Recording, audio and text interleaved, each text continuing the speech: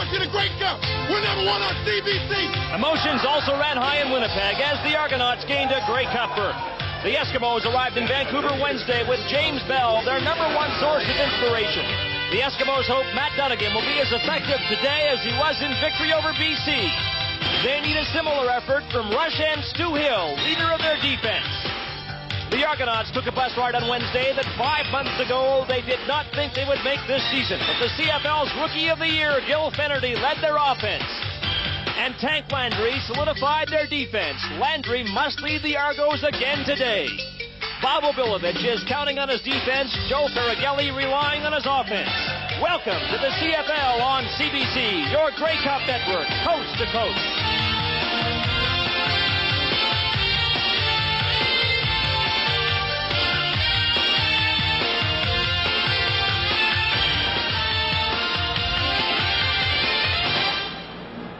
Welcome to BC Place in Vancouver. We are just over 25 minutes away from kickoff of the 75th Grey Cup game, best described as a matchup of the Eskimo offense and the Argonaut defense. And we welcome as our game day coaches, too, who to be sure would much rather be coaching their teams in today's game, but as a result of losses last week, Larry Donovan of the BC Lions and Mike Riley of the Winnipeg Blue Bombers settle for the next best thing, and that's to be with us. Mike, you know all about the Argo defense. What advice do you offer the Eskimos today?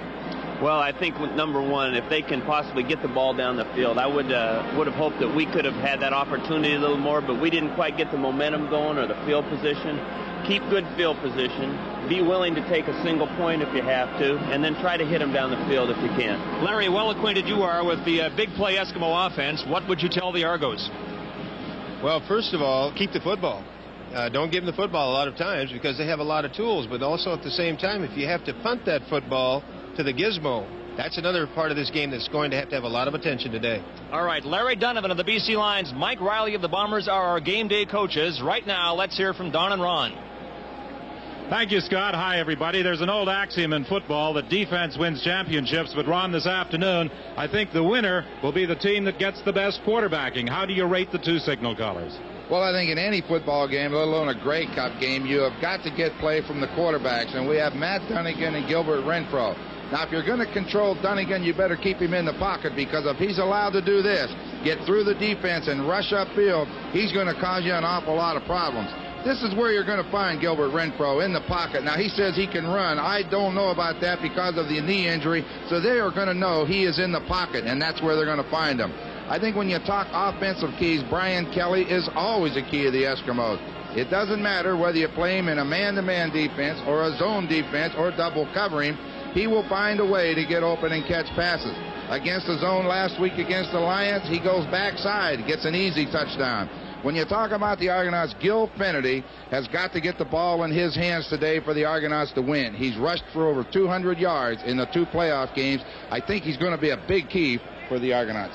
We'll give you an opportunity, Ron, to do some in-depth analysis, comparing the various positions and giving a check mark to the team that you think might be best in certain categories. Well, I think the Eskimos have to get the check for the offensive line. Just on experience alone, they've been through a lot together. When you talk the passing game, the best receivers are with the Eskimos. They've got 4 of them that have played big parts. Running game, although the Eskimos had the biggest offense in the league, I'm giving it to the Argonauts because of Finnerty's 200 yards.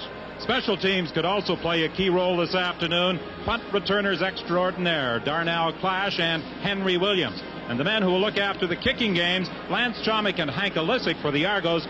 Cowrick does it all for the Eskimos. How do you compare these two in the special teams category? The kickers give the Argonauts a big advantage. I think the punt returners are even, but the Argonauts got the kickers. That takes care of the offense, and Ron Lancaster will be back to look at the defense when the 1987 Grey Cup game coverage continues. Under 20 minutes away from kickoff in a game many people feel will be determined by the play of the defensive units. In postseason activity, neither defensive squad yielded an offensive touchdown. Can they continue this trait in this Grey Cup game? I think this is going to be an excellent defensive battle, and if we look at up front, the Eskimos with a 4-man rush have to rely on these 4 guys, and Stuart Hill's done it for them all year, particularly in the playoffs. Now, if we flip to the other man, Gerald Bayless, he is the key for the Toronto Argonauts. He will line up on the center. If they don't control Gerald Bayless, then Landry, the middle linebacker, is going to have an outstanding game. We look at the two middle linebackers. They play the same position, but they're nowhere near similar in their performance. Danny Bass is the more conventional middle linebacker. Behind the 4-3, you'll find him dropping back in the hook zones, but he controls tackle to tackle, and that's the key of the middle linebacker in the Eskimo scheme. Landry, on the other hand, this is what he likes. He makes things happen. He's all over the field. He's a very emotional football player. He likes to hit people, knock people around. He is the emotional leader of the Toronto Argonauts. Landry definitely plays with enthusiasm, and he provides that passion to the Argo defense that Joe Faragelli talks about so often. Let's see how you compare these two teams defensively with your checklist. Okay, we said the 4-3 of the Eskimos, we've got to give them the check mark because they only rush 4 people. But when you look at the linebackers with Pless, Landry, and Moan, the edge goes to the Argonauts. I believe today the secondary of the Toronto Argonauts, with their bend and don't break attitude and theory, is going to do it. In the intangibles, the Eskimos with James Bell, Coach Faragelli in his year and the loss last year. But I believe the Toronto Argonauts are young, they've played well, and they're on a roll. And you don't measure it. Well, the way our expert analyst compares these two teams, there doesn't appear to be much between the Argos and the Edmonton Eskimos as they get set for Grey Cup 87 under the dome here at BC Place Stadium. It should be a great football game. We're looking forward to describing it for you on CBC television. Here's Scott. Well, Don, to be sure, our game day coaches know these Grey Cup finalists as well as anybody. Mike, the message so far seems to be the Argo defense must be dominant. Is it fair to say that the key to handling the Argo defense is somehow to negate the pressure of their tough front seven? I think that's right. I think if they can move the pocket around a little bit and run the football, you know, really that's, I think going to be very important for Edmonton. They're very capable. Dunnigan's very mobile, of course, and they are very capable of running the ball, and I think that could take a little bit of pressure off of what the Argos are going to do up front. Larry, if you're lucky enough to shut down Kelly, Dunnigan, and Stefan Jones, you have to worry about the Eskimos' inside receivers and their running game. Well, first of all, I think the running game's been really understated here. Their running game 2 weeks ago was a major concern to us. And going into that football game, Dunnigan always a concern, but that running game, they get that going, that pulls the pass rush off. Okay, gentlemen, you can coach all you want this afternoon and don't have to worry about your players listening to you. Stay with us, and our Grey Cup coverage continues in just a moment.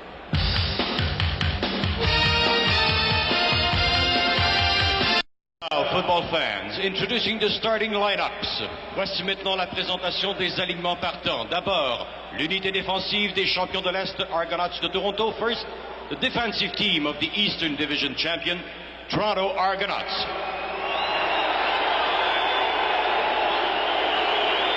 Le numéro 68, number 68, defensive end, ailier défensif, Glenn Kolka.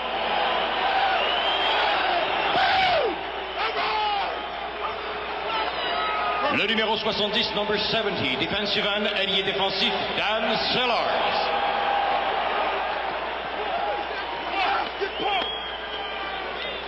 Le numéro 77, number 77, defensive tackle, plaqueur, Rodney Harding.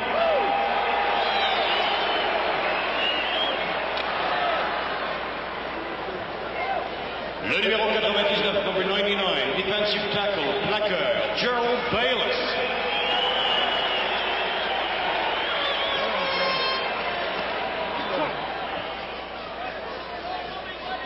Le numéro 32, number 32, linebacker, secondaire, Willie Pless.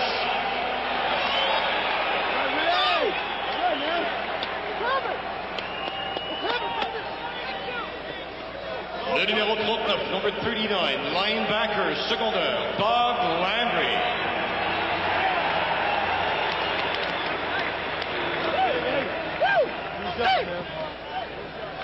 Le numéro 36, number 36, linebacker, secondaire, Don Moore. Let's go. Le numéro 10, number 10, cornerback, demi-point, Darnell Clash.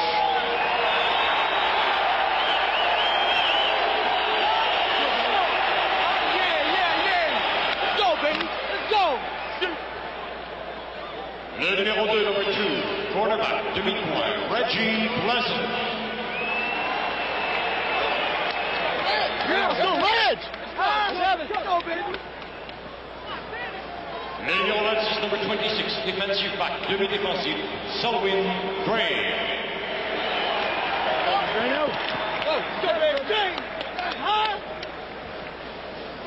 Le Le numéro 13, number 13, defensive back, demi-défensif, David Daniels. Come on, baby. Come on, baby. Le numéro 24, number 24, Rover, le maraudeur, Jake Paul.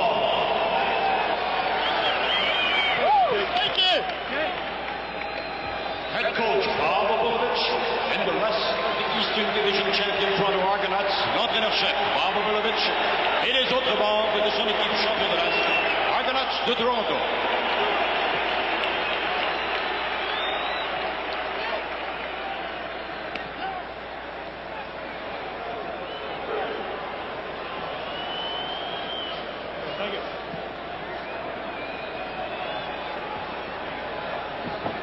From the Western Division champion Edmonton Eskimos, l'alignement partant en attaque des champions de l'Est, de l'Ouest, les Eskimos d'Edmonton. Here is the starting offensive lineup. Le numéro 70, number 70, wide receiver, ailier espacé, Brian Kelly.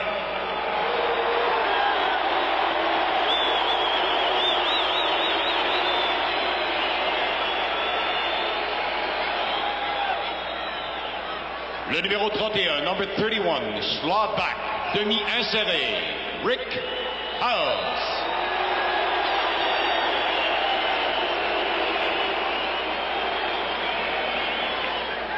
Le numéro 63, number 63, tackle, bloqueur, Hector Potier.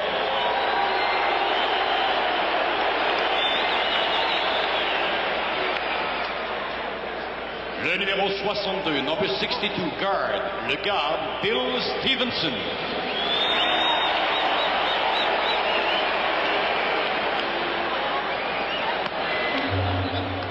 Le numéro 67, number 67, center, le centre, Rod Connock.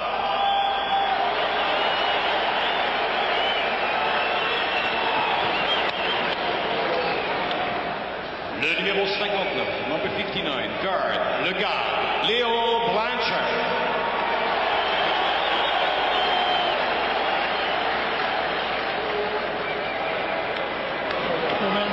Le numéro 66, number 66, tackle, le bloqueur, Trevor Bowles.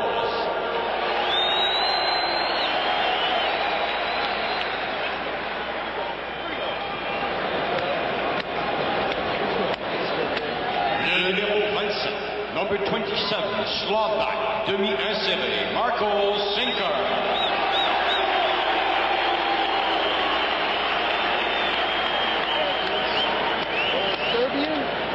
Le numéro 78, number 78, wide receiver, allié espacé, Stephen Jones.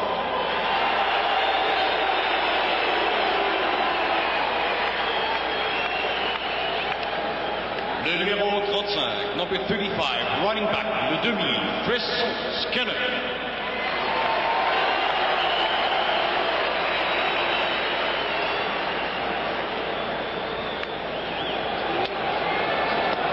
Le numéro 34, number 34, running back, le demi, Wilson Jones.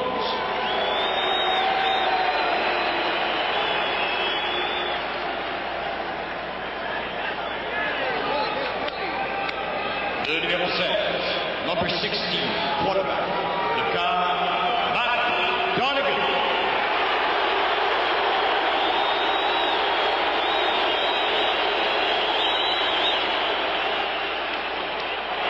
And the head coach, l'entraîneur-chef Joe Fergelli, and the rest of the Western Division champion Edmonton Eskimos, et tous les autres membres des champions de l'Ouest.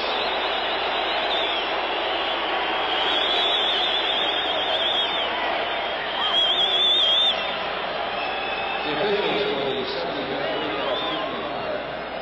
referee Mr. John Harley, the umpire Mr. Chuck Hall, head linesman Mr. Ed Dunn, line judge Mr. Dave Hewley, back judge Mr. Jacques Lecary, and the field judge Mr. Brian Donnelly.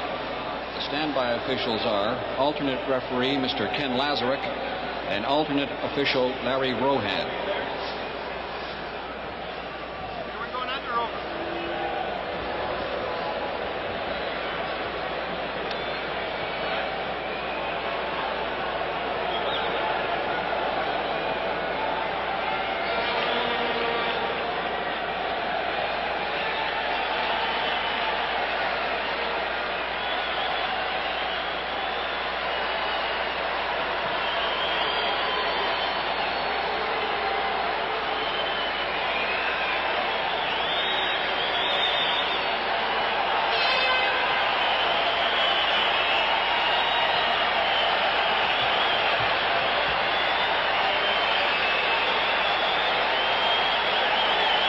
Joining the officials at center field are captains Dan Ferroni and Don Moen. Opening kickoff, Laura May Laird representing the BC Lions.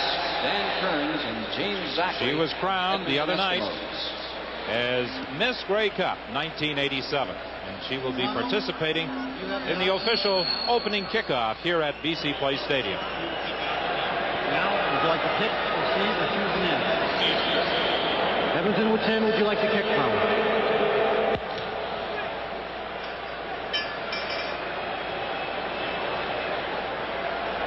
Toronto will receive.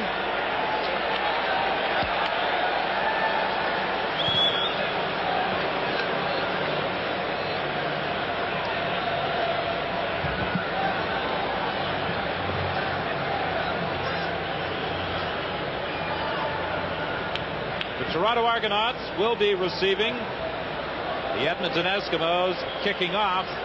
And of course, there is no major decision to be made by either team, as the weather conditions do not affect the course of the ballgame. The 75th Grey Cup Championship, the CFL Commissioner Douglas H. Mitchell, joined by former Olympian and member of Canada's Sports Hall of Fame, and now Minister of State for Fitness and Amateur Sport, the Honorable Otto Jelinek. And Miss Grey Cup for 1987, Laura May Laird, escorted by Sergeant Eric Johnson and Constable Bob Underhill from the Burnaby Detachment of the RCMP.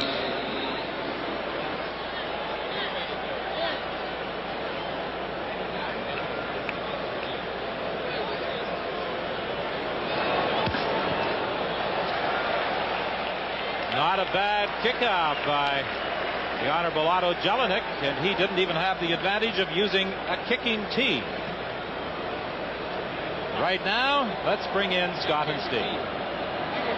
All right, Don, that takes care of most of the pregame business, and we are just about set to go. Steve Armitage joins us on our Grey Cup telecast today. Steve will be covering the sidelines and getting whatever stories happen at the Argo bench. And Steve, I know that you are looking forward, like most people, to the best Grey Cup in years. Scott, I'm looking forward to a great game. We've got two outstanding offenses led by two very solid quarterbacks in Matt Dunnigan and Gilbert Renfrew. Two good defenses. It'll be interesting to see which team gets the fan support. Both were booed. Yeah, very discriminating crowd here that might only be happy with the Lions in the Grey Cup. Stay with us. We'll be right back on your Grey Cup Network, coast to coast.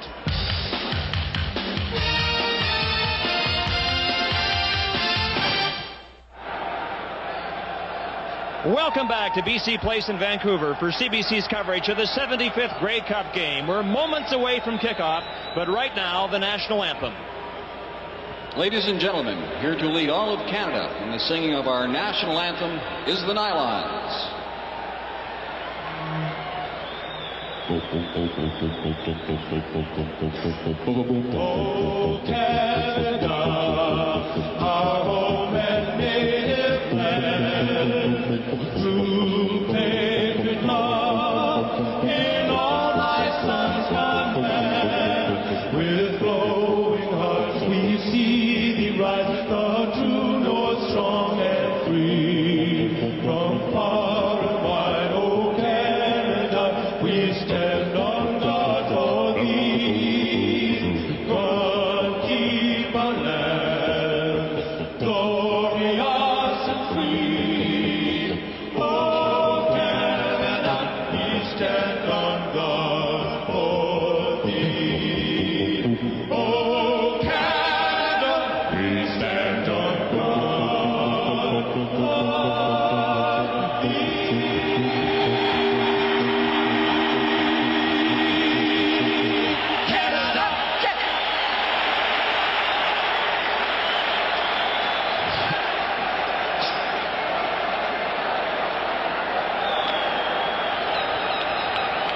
The Nylons and their rendition of the national anthem as the official party leaves the center of the field, and the players will now take over and demonstrate their skills in this 1987 Canadian Football League Championship game. Don, I was watching them, and the way the players were introduced, last year Edmonton was all excited. Today they were very businesslike. You would expect the Toronto Argonauts to be excited. They're young. They're on the move, on the way up, they hope. The Edmonton Eskimos, very businesslike. For the Toronto Argonauts, this is the first time that they have faced any team other than the BC Lions under the dome. The same cannot be said for the Edmonton Eskimos.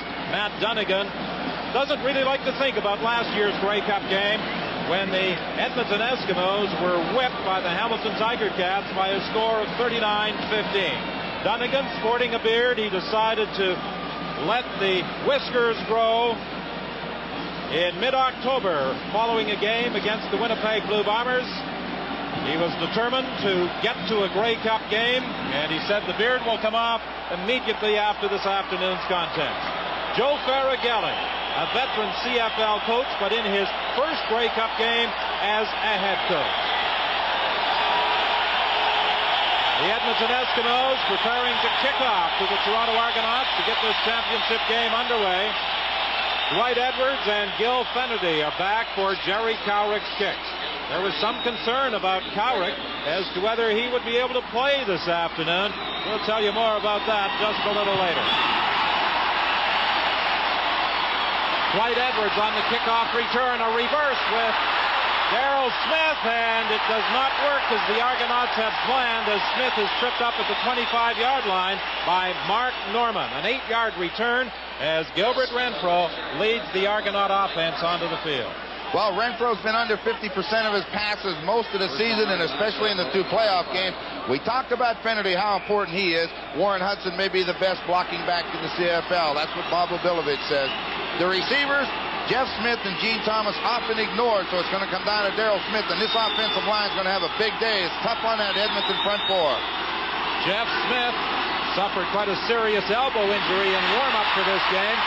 Fennerty on the first play from scrimmage breaks off tackle for almost 10 yards before being stopped by Junior Robinson and Don Wilson. Fennerty, a unanimous choice the other night as the Shenley Rookie of the Year, and I don't recall any Shenley winner ever before being a unanimous pick. Well, there was no doubt going in he was going to win. A unanimous, as you say, Don, very surprising, but we see what they have to do, and that's what they need. Gil Fennerty to have the ball in his hands. He makes a miss.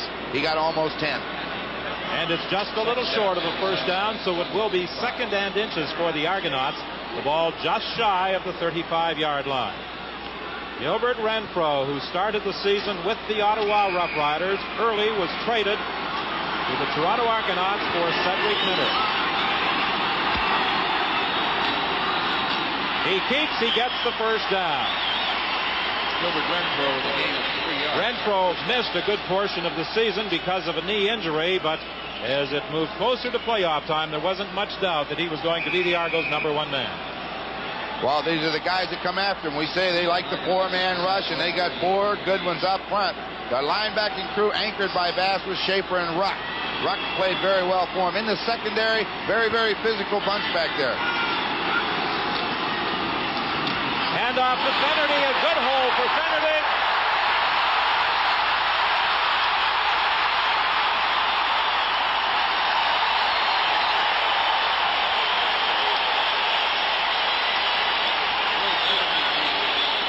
And that's why he was chosen Rookie of the Year in the Canadian Football League. Gil Fennerty ripping off a 33-yard gain. Just a draw play. You see the 37 goes through, makes the key block on the linebacker, and Randy Ambrosi has no one to block. What a job by the Argonaut line, and now it comes down to speed. And it's a good thing Benjamin had an angle on him, or he would have been gone. What a way to start for Gil Fennerty. 1st and 10. The ball is at the 39 of the Eskimos.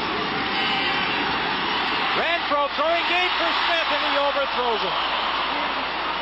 But Renfro had a lot of time. He receives excellent protection from that Toronto offensive line. Well, that's going to be the key today, because we talked in our opening, Don, and Renfro, I don't believe, is going to run very much. They're going to find him in the pocket. Jeff Smith, his receiver, you know, whatever day it was, Wednesday, I think, fell on his turf and got an 8-stitch cut in his arm, but he didn't seem to have any problem. But Renfro's got the strong arm if they give him time. 2nd and 10. The ball is at the 39-yard line. Smith goes wide to the left. Gene Thomas is split to the right. Renfro for Thomas, off his fingertips, and he was being covered by Stanley Blair. runner-up to Gilbert Frenedy for Rookie of the Year honors. Not surprising that you go after the rookie. I believe you got to go after those young guys, but he met the test. You see the curl pattern, the ball's there, excellent defense. That right arm comes in front, bats it away. So Lance Chomick, who has really excelled in the field goal department in the final few weeks of the season, will attempt a 46-yard field goal. He hit for 6 in the final game of the regular season against Winnipeg. He had 6 more in the semifinal win over Hamilton. This kick is wide. Henry, the Gizmo Williams, out of the end zone and looking for room down those sidelines, but he runs out of room. He is forced out of bounds by Gil Fennerty. But the Eskimos will get their first offensive series when we return. A number of times this year we have said that Henry Gizmo Williams of the Eskimos believes these CBC Mellon Jackets to be his good luck charm, and the biggest game of the year you'll play to any superstition. So here was Henry Gizmo Williams arriving at BC Place today, appropriately attired in the Mellon jacket we gave him last October, and looking very sharp, I might add. Don? Well, yesterday, Scott, when we chatted with the Gizmo, he said, if I run another one back for a touchdown, I want all of your jackets. And he said, I intend to have you fellas leave here naked.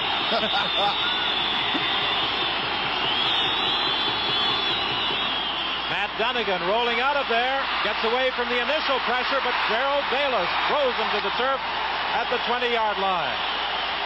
Do you remember the game Gerald Bayless had against the Saskatchewan Roughriders back in July 4th? 13 tackles, and he earned Player of the Week honors for that performance. Well, we're going to get a look at him. We said he'll be over the center. Now they get good containment by Sellers, number 70, and when Dunnigan pulls it down and comes back inside looking for some running room, who's there waiting on him? Number 99, the first hit along with Landry. That's what you got to do to Dunnigan. Get him on the ground. Gerald Bayless with the big play. There is an injured Toronto Argonaut. I believe it is Darnell Clash. And he is up around the 40-yard line and appears to be in considerable pain.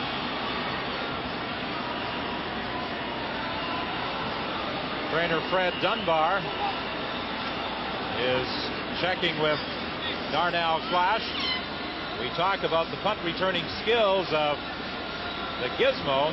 Darnell Clash, when wearing the uniform of the BC Lions, was certainly Mr. Excitement here in the Dome. And he provided the Toronto Argonauts with a lot of excitement this year on that punt return team as well.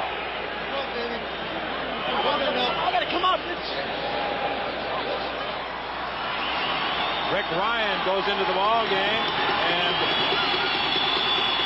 Jake Vaughn moves to a halfback spot with David Daniels replacing Clash in the corner. Dunnigan slips. He's throwing deep. It's incomplete. Ryan deflected it away. There were 4 Argo defenders back there as that ball seemed to hang. Well, I think when Matt Dunnigan fell down, that's a sort of a timing pattern. He wants to hit Stephen Jones in between the guy that tipped the ball and the cornerback, Reggie Pleasant. But what happened when he jumped up to throw it? Your timing is off. Watch, Matt goes out. He's just going to slip. No one close. Now when he gets up, he can't deliver the ball properly, but he knows where it has to go. It has to go to the sideline. And the Argonauts did what we figured they'd do, is sit real deep. With Darnell Clash on the bench, Jeff Smith is the punt return man for the Argos. He takes it at the 37-yard line, and he goes down at the 44. So that's where the Argos will scrimmage 1st and 10 after an excellent 52-yard kick by Jerry Cowrick and a 7-yard run back by Jeff Smith. You see that left elbow heavily bandaged as the result of 8 stitches from a gash earlier this week. Steve?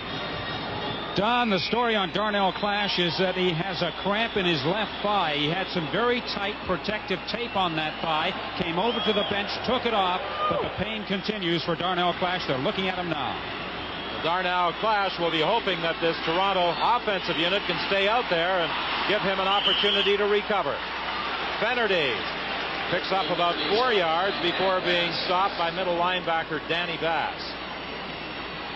Well, that's where you're going to find Bass. It's his job, control tackle to tackle. When you put a 4-man rush, they know what lanes they're going to. It's up to Bass to fill them. You see Stuart Hill go from the outside. Now Bass has got to find the ball carrier and put him on the ground. You see him shuck off the block of Hudson to make the tackle. 2nd and 6. Renfro's pass incomplete. It was well over the head of Darrell Smith. On the sidelines, had Steve Benjamin been able to leap and haul that throw in, he might have gone for a touchdown. So we get another opportunity to watch Henry the Gizmo Williams perform as he'll accept this third down punt from Hank Olisic. I was just watching Darrell Smith talk to Renfro coming off the field. I think Renfro realized that it was his mistake. It was just a down and out pattern to the sideline. Don't throw it behind him and high, and that's what he just shook his head. Yeah, his fault. Hank Olisic looking for his 7th Grey Cup ring this afternoon. 5 with the Edmonton Eskimos, 1 with the Toronto Argonauts in 1983. The kick bounces away from Williams. He has to chase it back to the 10-yard line. And then he's hit by Willie Pless as he got to the 17. 9:40 the time remaining in this still scoreless opening quarter for the Gizmo. A 7-yard return after that 52-yard kick. And Willie Pless, 5'10", 215-pound linebacker, he put a good hit on the Gizmo, or he had a lot of running room. Last week against the BC Lions, Matt Dunnigan didn't have a high percentage, but he certainly threw for a lot of yards. Those touchdown passes to Brian Kelly and Stephen Jones early in the ballgame. Nelson Jones to the 20-yard line. That will be a gain of 3, make it 2nd and 7 for the Eskimos. Gerald Bayless and Dan Sellers were in on the stop. This Toronto defensive unit has improved tremendously since the midpoint of the season. The addition of people like Polka, Sellers, Landry certainly solidified that front 7. Especially when you get a guy as aggressive as Landry, and then Sellers, you never know where you're going to find him. He's everywhere. Donegan is still trying to struggle, but can't escape Rodney Harding. And again, that Toronto defensive crew comes through to force the Eskimos into a punting situation. What's surprising there, they really dropped those linebackers out of there. They're forcing Donegan to throw downfield against the zone. You see Sellers just hanging around looking for the action. What's going to happen? He comes up, gets hold of him, and then gets help from Harding. And again, Donegan hits the deck. That's what you have to do. Jerry Cowrick this time will be punting to Darnell Clash, who stands at the 50-yard line of the Toronto Argonauts. And it's a good kick by Cowrick. Clash has to go back to his own 42. He slips, and he won't go any further. 8:25 the time remaining. You're watching the Grey Cup game on CBC, your Grey Cup network host. A couple of years ago, when he was playing for the BC Lions here at BC Place Stadium, Darnell Clash injured his knee. He's been wearing a brace on that knee ever since. He has taken the brace off and is going back into the football game. The pain has gone. Let's go back to Ron and Doug. And there's no question that the Toronto Argonauts need Darnell Clash in the lineup, playing that corner position and also working on those special teams. Yeah, you need him, you know. He does a good job in the corner, but they need that guy back for punt. You know, he can break the game just as Gizmo. 1st and 10 from the 42. Renfro trying to set up the screen to Fennerty, and Craig Schaefer had read that one perfectly. He had penetrated, and had Fennerty made the catch, Schaefer had him wrapped up. Man-to-man coverage is as tough to screen because you are assigned to him. At number 43, Craig Schaefer's got Fennerty. Wherever Fennerty goes, he's got to be there. So they let Stuart Hill in, try to screen, but 43's waiting on him. A reclamation project for the Edmonton Eskimos this year. Craig Schaefer, who started the season with the Ottawa Roughriders. 2nd and 10, the ball at the 42. Paul Pearson takes it out of bounds, and that will be a first down, Toronto. Forced out by Ron Howard. Well, it doesn't surprise you that they go to Pearson. He comes up with the big catches when they need him, and let's face it, Smith and Pearson have been the gunners. Thomas has only caught 4 passes, and Smith hasn't played a lot, but this is the guy that's been here before. Go to him in big games.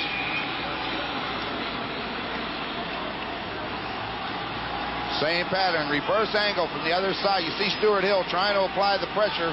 Gilbert Renfro shows you that strong arm. Pearson got a step on Wilson, makes the catch. Pearson in motion, 1st and 10 from the 53. The handoff to Fennerty, and Fennerty will get about 4 yards. He ripped off that big 33-yarder earlier in the ballgame.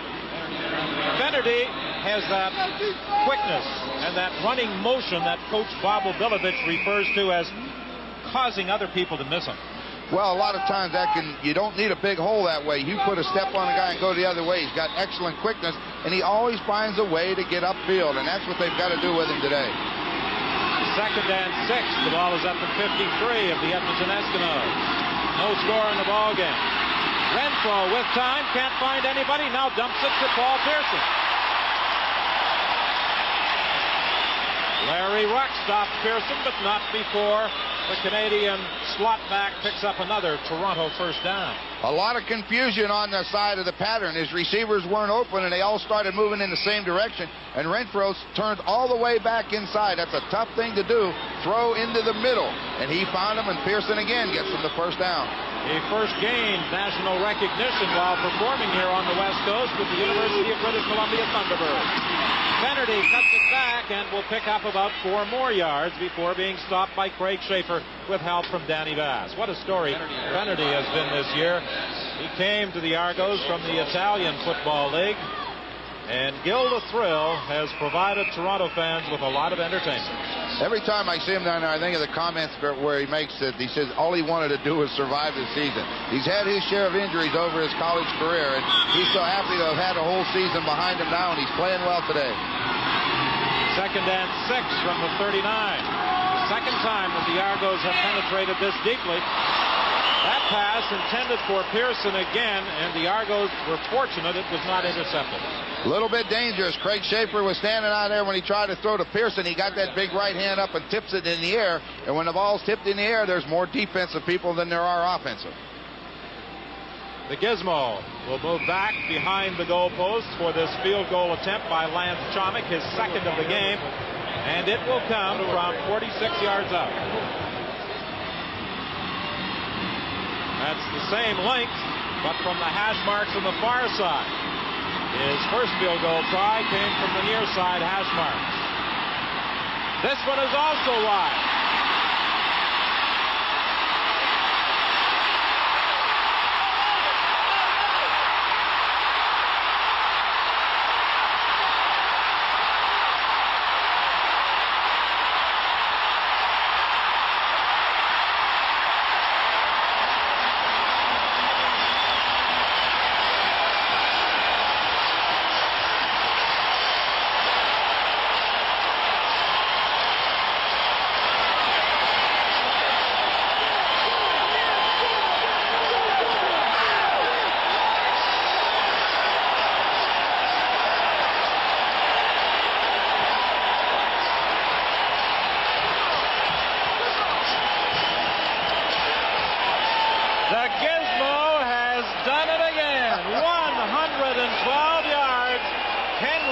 Gizmo Williams for the touchdown.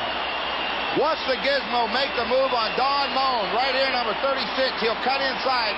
Number 69, Ferroni doesn't have the speed. He gets a great block. But from here on, it's all green jerseys. Boy, they're trying to give him a little bit of room, but watch him run. And they tell you that the special teams can add so much. That's just what they're talking about. The point after by Jerry Cowick. And with 5:07 remaining in the opening quarter, with that 112-yard return by Williams, Edmonton leads by a converted touchdown. There you go, Gizmo. Webster's dictionary says the word gizmo is unknown, and the Toronto Argonauts right about now probably wish they have never heard of him. Boy, I'll say that's a great way to start it. Watch the blocks. 28 Howard gets Finnerty. Stuart Hill makes his block. And they say it's a team game. Look at the escort he's got. Number 5, Stanley Blair's lining him up. Okay, he makes his block, and away goes Gizmo. And from here on, it's just a race, and Lance Chomick doesn't have a chance. The Gizmo's got too much speed.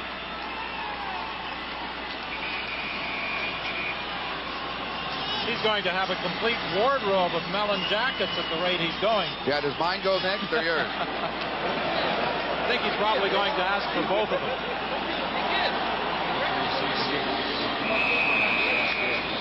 That's the type of excitement he has been providing for football fans all across the country this season with his ability to return kicks and punts. Dwight Edwards from his own 25-yard line. He also has some speed.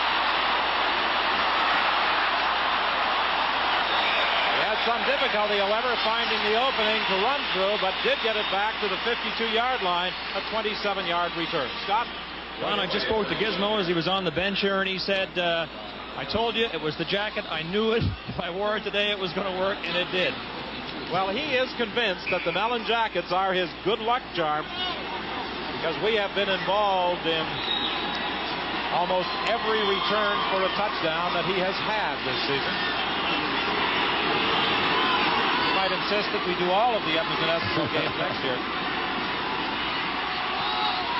Darrell Smith makes the catch at the 39 of the Edmonton Eskimos.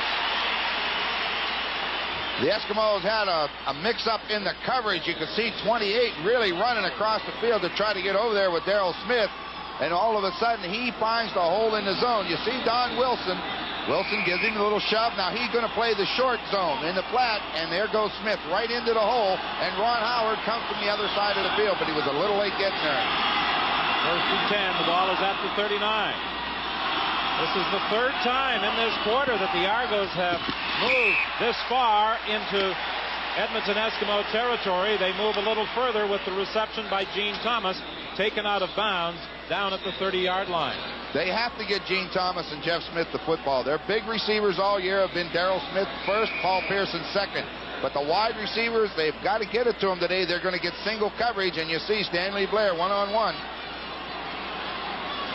From the reverse angle, you saw him go out of bounds 1 yard short of a first down. They give it to Warren Hudson, and he does get the first down.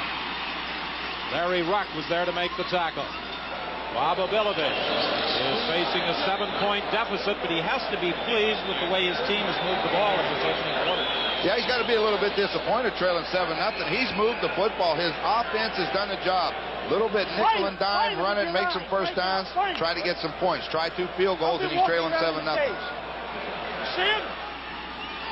First and 10. The ball is at the 27 of the Edmonton Eskimos. Renfro threw it over the head of Darrell Smith, and Ron Howard had to try and reach back for an interception. And that's the second time that Renfro has thrown the ball not particularly well when looking for Darrell Smith. When he can go straight back in the pocket and set up, he's very accurate. Had he taken a look downfield, Junior Robinson was talking over here to Steve Benjamin because they turned Jeff Smith loose right up the seam, and I'm sure we're going to see that play again. Second and 10. The ball is at the 27. 2:56 remaining in this opening quarter. 7-0. The Eskimos lead it. That 112-yard kick returned by the Gizmo. Again intended for Darrell Smith, and once again Renfro's throw is high.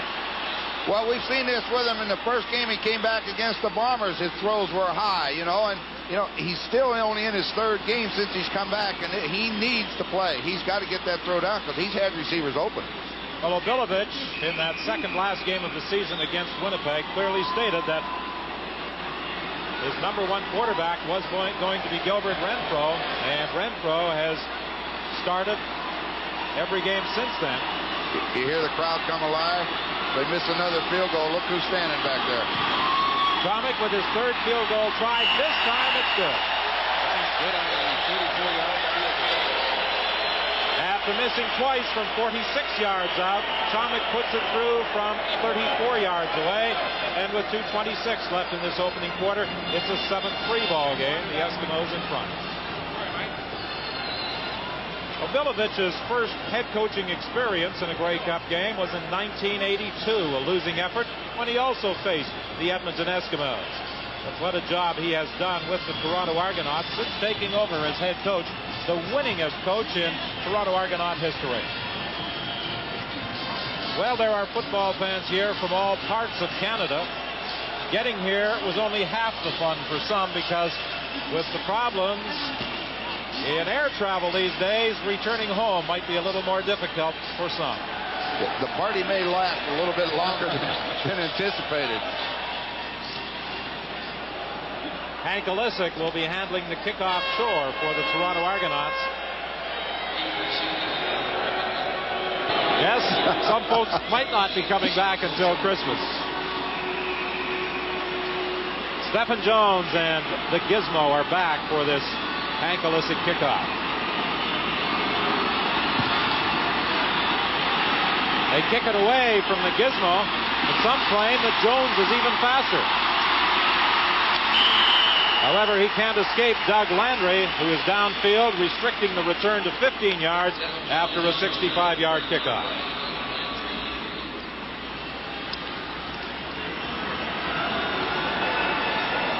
So far, Toronto's offensive line has done a pretty good job of supplying protection for Gilbert Renfro, while the Toronto Argonauts have been forcing Matt Dunnigan out of there.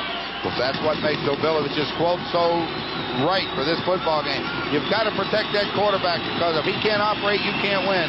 Penalty flag goes down as Brian Kelly makes the catch. And then Kelly is forced out of bounds by Willie Pless. But there was a penalty flag at the line of scrimmage. Procedure, Edmonton number 70. Brian Kelly just conferring there with John Ireland, the referee, as to how he erred in lining up, and he may have been across the line of scrimmage when he lined up. You know what I thought was funny? You know, I don't know which guy it was, but the flag went immediately, and it was Brian Kelly. You know, those wide receivers, it's tough to hear in here, so they're going to have to turn and look in at the football as he's doing. And you see right here, he knew he jumped, and that's all it takes.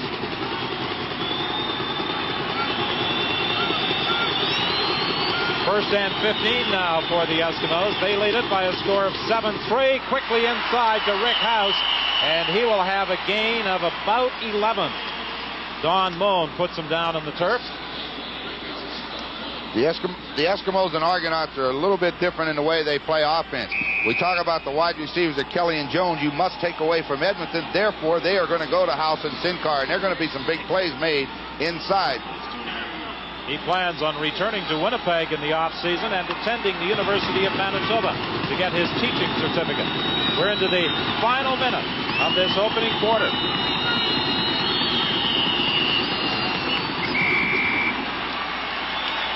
Well, there's a penalty flag on the play. A time count violation against the Edmonton Eskimos. You think noise is a problem for Dunnigan and the Eskimos? Noise is a little bit of a problem, plus the style of defense Toronto plays. If you watch them before the ball snap, they're moving all over the place. Sellers, they look for Sellers, and sometimes he's in the middle, sometimes he's to the right, he goes to the left, and wherever he lines up, the Eskimos will have a plan of attack for where he is, but he's never there. Well, that was one of Matt Dunnigan's concerns yesterday when we talked with him, trying to determine just where Sellers would be when they lined up. And there's Willie Pless.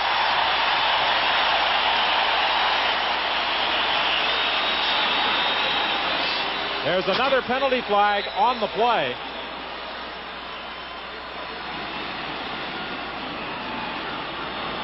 It was downfield in the vicinity of the 40-yard line. John Ireland will explain it for us. Holding. Toronto number 13. First down. Halfback David Daniels was guilty of the holding call, which wipes out a solid defensive effort by Willie Pless, who came flying through to drop Matt Dunnigan. Yeah, it looked like Dunnigan was going to escape back to his right, and all of a sudden Willie Pless showed you he might be 215 pounds, but he's got great quickness. The Argonauts missed him earlier in the season when he was out with an injury.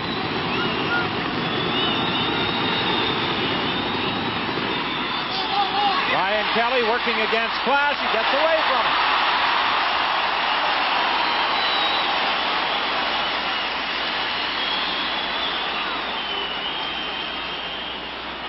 A gain of 20 yards for Brian Kelly. Well, Matt Dunnigan said he was not going to throw the ball quick, because if he throws it quick, he doesn't need as much blocking.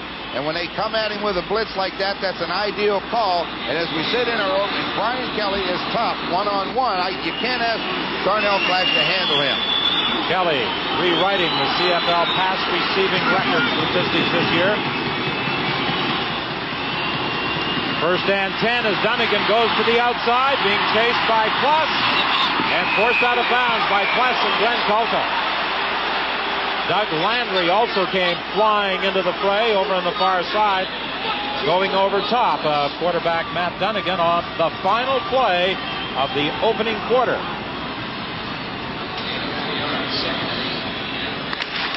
And now we get the official signal from the field.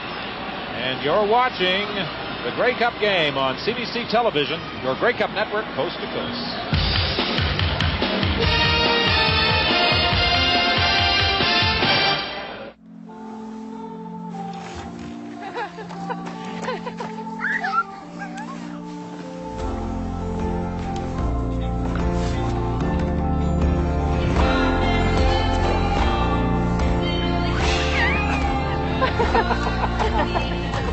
Here's to the everyday things that end up being everything. Here's to all things simple, with casual clothing and footwear from Marks. Joe Farragelli, a rookie head coach in a Grey Cup game with his team in front thanks to the big play, the 112-yard missed field goal return by Henry the Gizmo Williams. Bob Abilovich now a little concerned to start this second quarter in whether or not his troops can contain the scrambling of Matt Dunnigan. Well, that's the key. That defense has played well. They've played well the last half of the season, and they've played extremely well in the playoffs. But this is their test. Matt Dunnigan. Rick House makes the catch for a first down at the 35-yard line.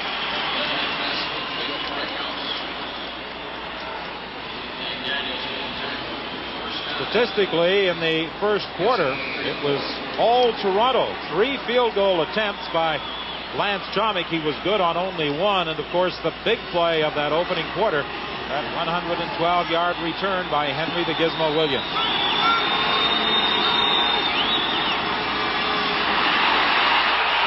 Doug Landry gets to a former collegiate teammate, Matt Dunnigan, for the first sack of the afternoon, back at the 41-yard line. Watch how quick he comes between that center and guard. Hey, he is in the backfield before Dunnigan has a chance to plant. You cannot allow him to run free like that, and that's what's made their defense so tough, is the quickness that they have. They were teammates at Louisiana Tech. Matt Dunnigan said he always knew when Doug Landry was in the dorm. Well, I think you know when he's on the field. I mean, he is not shy. 2nd and 16 back at the 40-yard line. Dunnigan throws the screen to Milson Jones. And Landry comes flying through with help from Dave Daniels to make the tackle at the 29-yard line. No, they'll spot it at the 27. Zone defense. You see Landry dropping out at the top. They all drop deep. Dunnigan sets the screen well. There they go. Conop and Stevenson in front of him. He needed one more block to get that 1st and 10. It will be 3rd and 3. And the Edmonton Eskimos send their field goal unit out. And there is another injured Toronto Argonaut. It appears to be Doug Landry. And Landry may have suffered an arm injury when he came flying through there to try and bring down Milson Jones. Usually when you see that arm hanging and dangling from the shoulder like that, not move much, it's a shoulder. He must have hit somebody pretty good with it. They have to hope he's back because he is the inspirational leader out there. He was the final piece of the puzzle, many feel, in putting together that solid front 7 that the Toronto Argonauts now have. A 34-yard field goal attempt by Jerry Cowrick.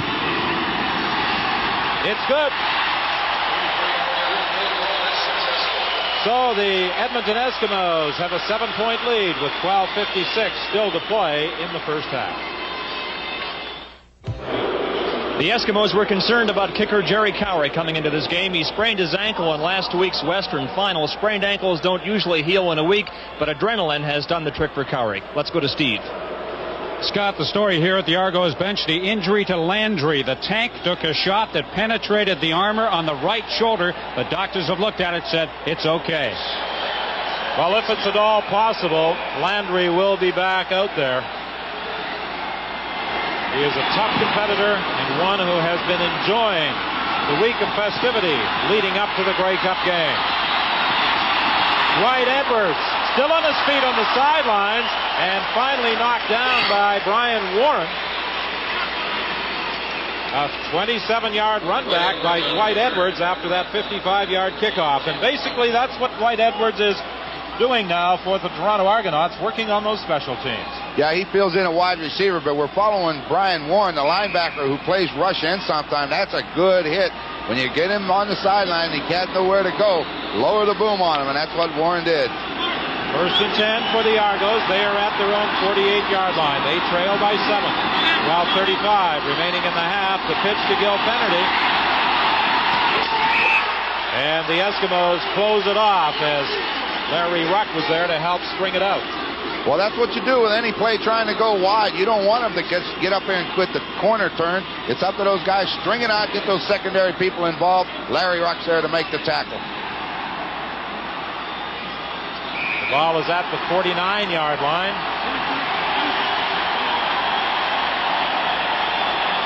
Gil Kennedy started the game so strongly with a couple of big runs for the Argos. But that Eskimo defensive unit has adjusted and has contained them since then. Renfro throwing deep down the sideline. Kennedy will go.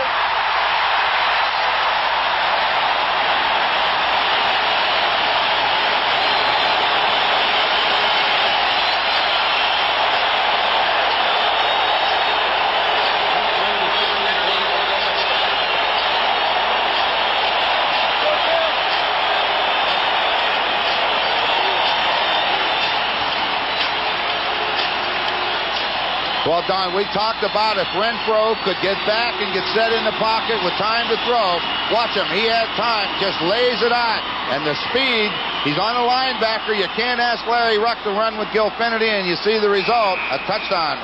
Well-executed play. 61 yards for Gil Kennedy. We said that the Eskimos had adjusted to stopping his rushing, but they were unable to control Kennedy on that 61-yard pass for a touchdown, and Lance Chomick has an opportunity to put the Argos back on equal terms, which he does. It's been a storybook week for Gil Kennedy. A Shenley Award as the country's outstanding rookie, and now as we look from the reverse angle, this 61-yard touchdown to put the Argos back on even terms. Well, you saw Renfro able to get those feet set right on the money. Kennedy went out as a wide receiver, just run straight down the field on Larry Ruck, and as you say, a storybook week for him. He'd love to finish it off in style. Well, so far this 1987 Grey Cup game has been everything many anticipated it would be.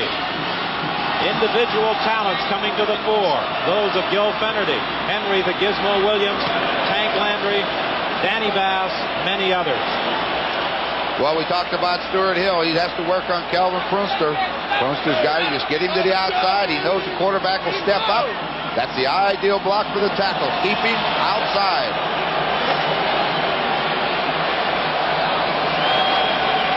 Well, the last time they played a Grey Cup game here under the dome, the Toronto Argonauts celebrated with a victory over the BC Lions in 1983. I'd like to duplicate that performance in 1987. And claim the Edmonton Eskimos as their victims. The score is tied at 10 as the Toronto Argonauts prepare to kick off. Hank Olisic looking after that assignment. Stephen Jones and the Gizmo are back for the kickoff. Jones will return it.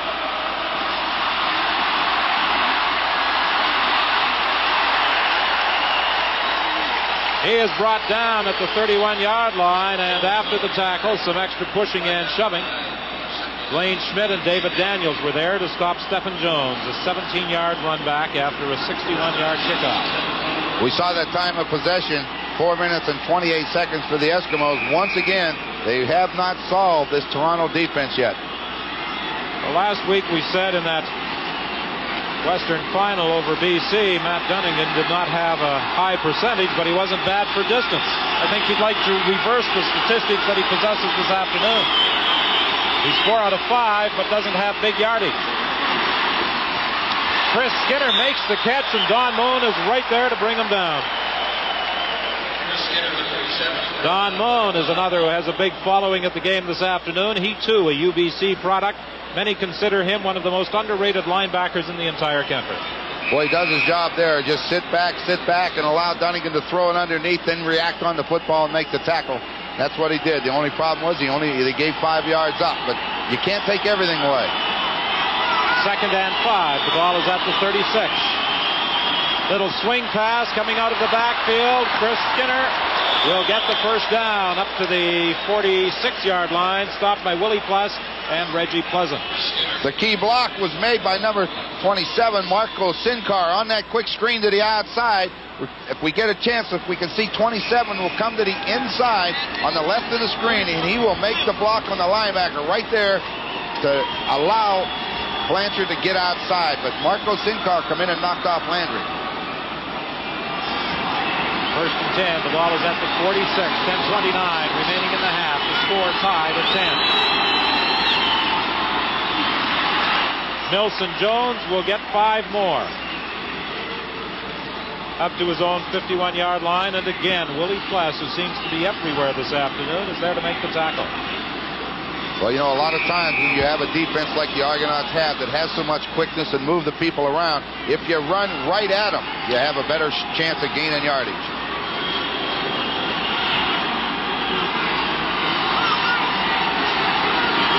Dunnigan facing another 2nd and 5.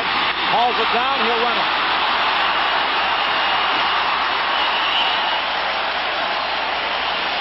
To the 45 of the Toronto Argonauts, and that's something Dunnigan does so well.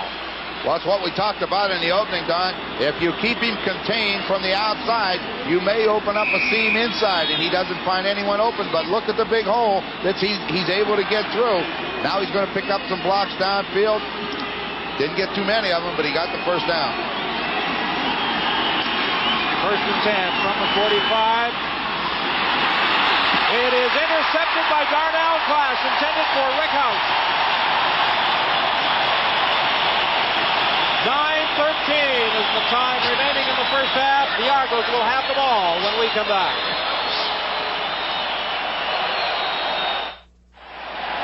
Brian Kelly goes down the sidelines to open the area for House, but watch the ball overthrown just a little, but that's all it takes. And Darnell Clash, being as quickness that he has, he outjumps him, brings it down, and the Argonauts have the ball again. The first turnover of the afternoon.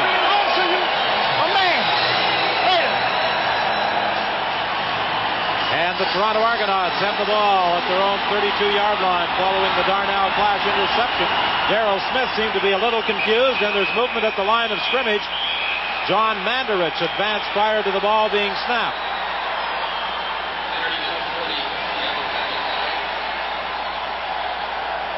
Procedure or offside? We'll let the officials sort it out.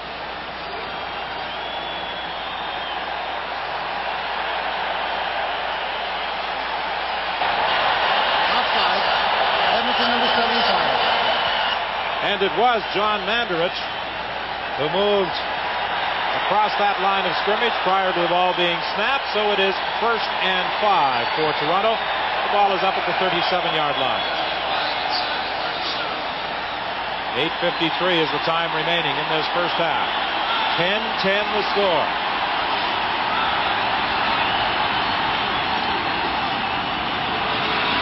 Warren Hudson looking for the first down. He appears to have it.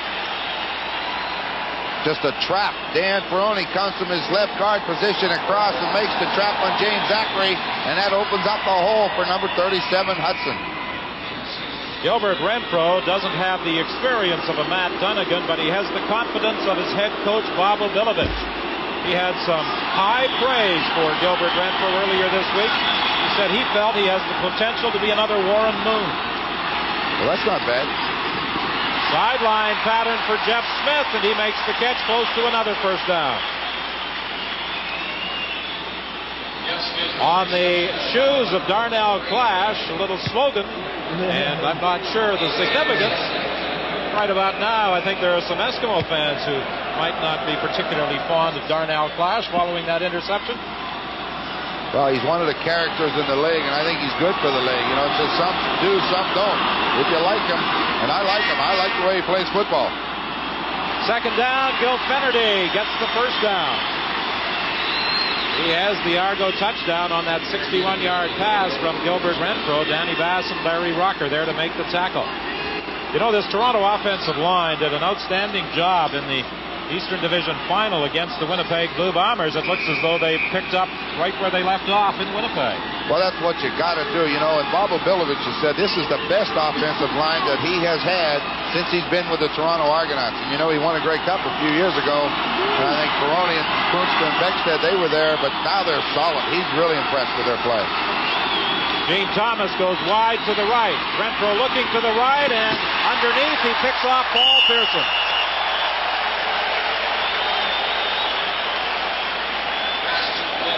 Thomas going down the sidelines cleared the area, and Pearson came over to make the catch. They put those three receivers out here to the right, and Pearson's the third one in. He just goes out in the flat, and you saw one receiver clear it. There goes the other one, and then Pearson finds the open hole. Renfrew reads it properly out to the sideline to Pearson. 1st and 10. The ball is at the 39 of the Edmonton Eskimos. 6:55 remaining in the half. Draw play with Fennerty.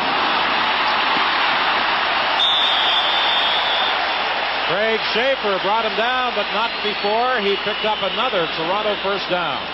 Well, we said in the opening, if the Argonauts are going to move the football, they've got to get it in Fennerty's hands, whether it's running or passing. He's had a pretty good day. Look at the job of blocking. Then it's just allow him to do what he does best, and that's run. Schaefer's the last man that had a shot at it. Good lead block on that run by Fennerty by Warren Hudson. And it is 1st and 10 Toronto, the ball at the 28 of the Eskimos. Renfro couldn't find a receiver, tried to run, but Stuart Hill was having none of that. Stuart Hill, the Eskimos rush in, who has enjoyed a brilliant season. Not talking to the media this week, a little miffed that he didn't get a Shenley nomination or All-Star recognition. Well, he's played well in their 2 playoff games. Renfrew didn't like what he sees. He tries to step back up inside, so you should be there. Hill didn't get to the outside. He didn't get any penetration, but he was there to make the tackle if he stepped up. Back at the 31-yard line, it is 2nd and 12 for the Toronto Argonauts. Renfro to Thomas down at the 10.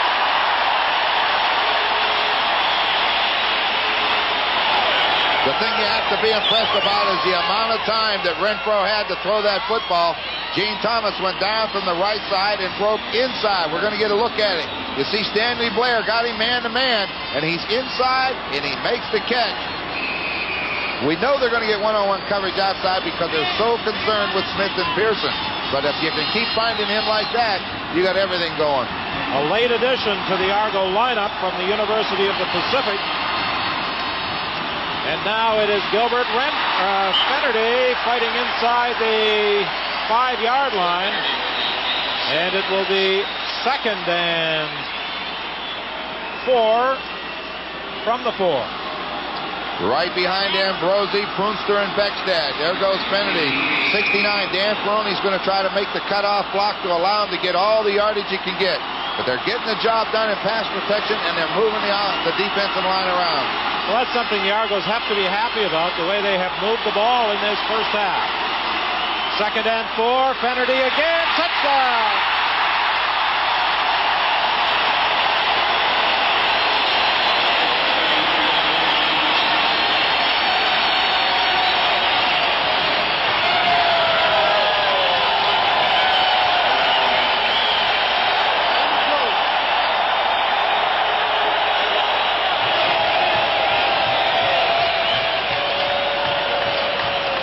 .16, the time remaining in this first half as Gil Fennerty gets his 2nd touchdown.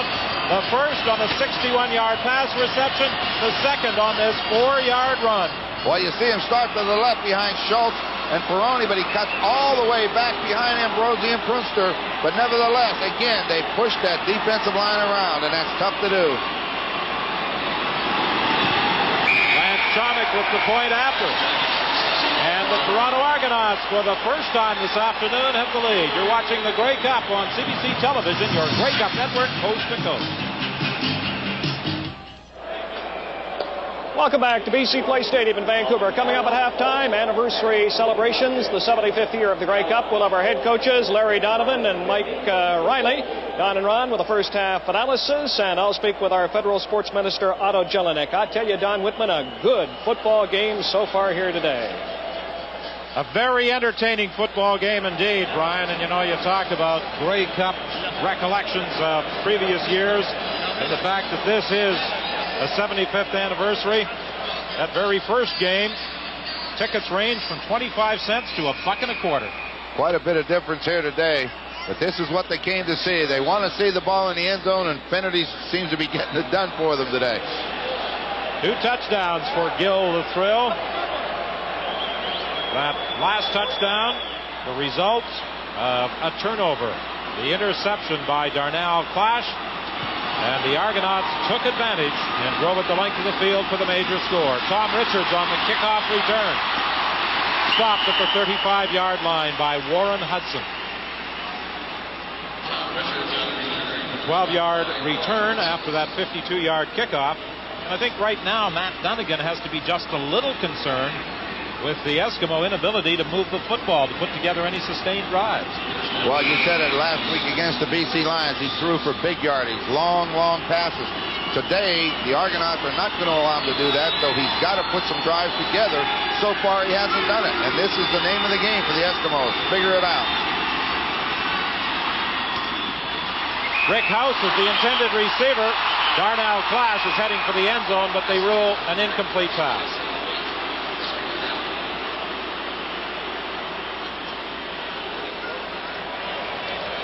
Well, not all of our Grey Cup viewers today are watching on the North American continent. We'd like to say hello to those viewers at the Canadian Forces Station in Bermuda who are watching live via satellite.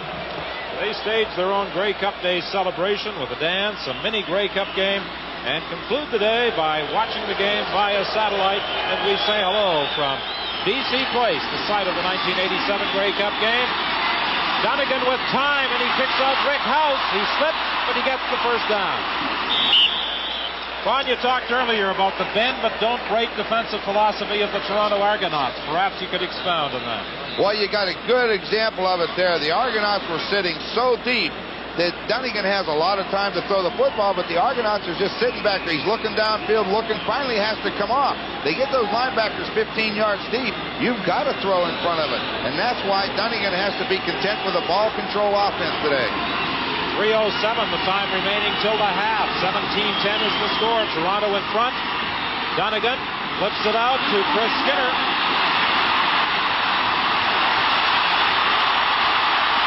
Excellent running by the Bishop's product to get a first down. Stopped by the safety, Jake Vaughn. 2:50 is the time remaining in the first half.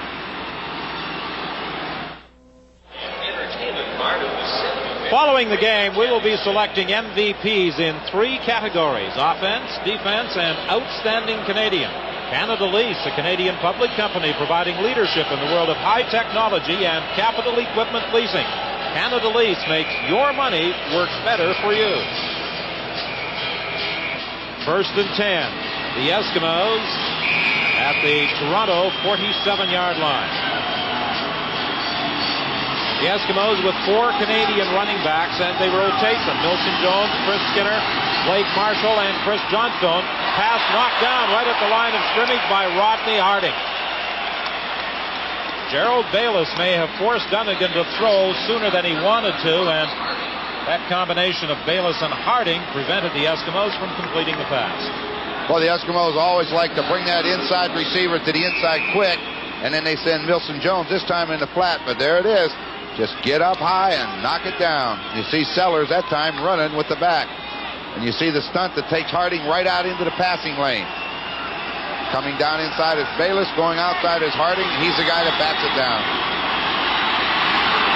2nd and 10. Dunnigan loses the football. Doug Landry. He'll score.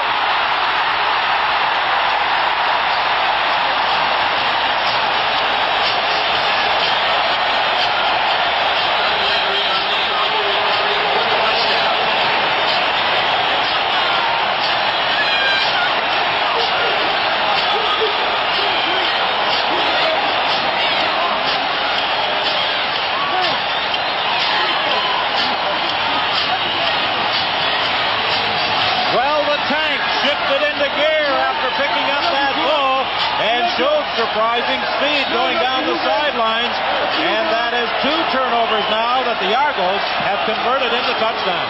Well, you see Dunnigan, he pulls it down, tries to escape. And there they are to make the tackle is Kulka, and up comes the ball to Landry. And watch this. Little move to the outside, and he says, see you later.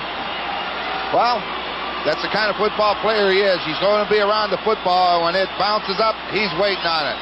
Dunnigan, the hit on Dunnigan, and the ball drops out, and Landry's right on the spot. Pretty good running back.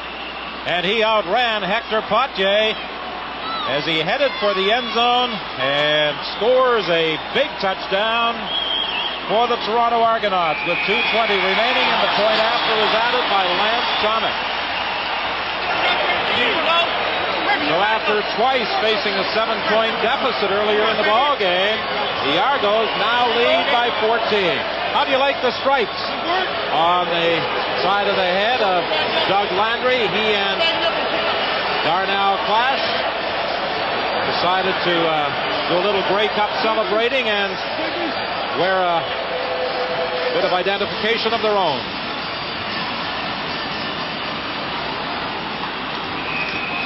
He initially was going to throw the ball up into the stands and didn't quite get there.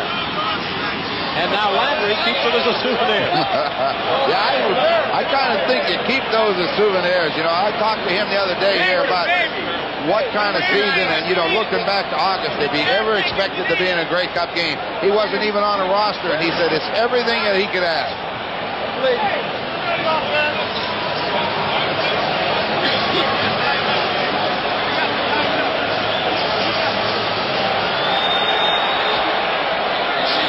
Two of the Edmonton doctors, Dr. Cameron and Dr. Cherry, both conferring with Matt Dunnigan, so perhaps Dunnigan was injured on that hit from Glenn Kulka.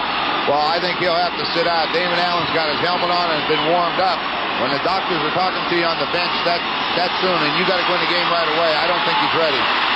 Tom Richards on the kickoff return. Out to the 40-yard line. No further. Blaine Schmidt was there along with Bruce Elliott. Dunnigan has time, but we say that Argonaut defensive secondary, they just are everywhere. When that ball bounces loose, you know, sooner or later one of those linemen are going to get loose. Kulka got there, and when he reached in with that right hand, he batted it out. And when you see the result, Landry's very happy, the Eskimos are sad, and Damon Allen plays quarterback. Damon Allen at quarterback for the Edmonton Eskimos with 2:13 remaining in the half. He was looking for Milson Jones, being covered by Rodney Harding. Well, we have talked many times about the improvement in this Toronto Football Club defensively, the front four and the linebacking crew. There really is no comparison, this Toronto team from the midpoint of the season, to what we see today. None. And look at this play right here. The momentum has definitely come to the Argonaut side of the field. Harding was out there waiting on that pass. Harding played well for them all year, but when they got called for Landry and Sellers, they've just taken off. Damon Allen won't get a chance to throw as Kulka made the first contact and Sellers finished the job.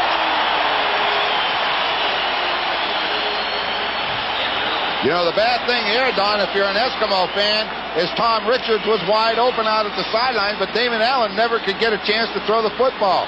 You see, Kulka beats his man, Sellers jumps over. Now, Kulka goes by, but he got him off balance enough to where Sellers can finish the job. And as I said, if he'd had just a second, Richards is wide open at the 1st and 10 marker, but no chance. Darnell Clash, the lone man back with his third down kick by Jerry Cowrick. And he is taken out of bounds at the 47-yard line by Blake Marshall. 4 yards on the return. That's the camera on the other side of BC Place Stadium that has been providing those reverse angle pictures. And on many of the replays that we have had as a result of the reverse angle, we've been able to determine just why a ball was fumbled or why an interception was made. A CBC exclusive we hope you've enjoyed during the course of this 1987 season. Screen pass to Tony Johns, and Danny Bass read that one perfectly. Well, they had it set well. Well, they got the rush that they wanted. They got the ball to the receiver, but Danny Bass sitting back there just back about 4 or 5 yards, saw it coming, and is right there to make the tackle. All right, you see Bass, number 30. Now, he's looking around. He's seeing something. All right, he finds him. Seek and destroy. That's what that middle linebacker is supposed to do, and he did it. Pass getting set on 2nd and 10. He drops back to defend. The throw goes deep to Gene Thomas. Incomplete. Stanley Blair was defending against Thomas. Scott? Don, if the Eskimos are going to score any offensive points in the time left in the first half, they'll be engineered by Damon Allen. The Eskimo medical staff does not want Matt Dunnigan to return for any of the first half. He banged his head on the turf when hit by Glenn Kolka. They will re-examine him at halftime. Well, Dunnigan really took a blow there from Kolka as the 6'3", 250-pounder, and bringing him down landed right on top of him. Well, I know that's a tough break, because when that field is hard and it's artificial turf, there's not much give.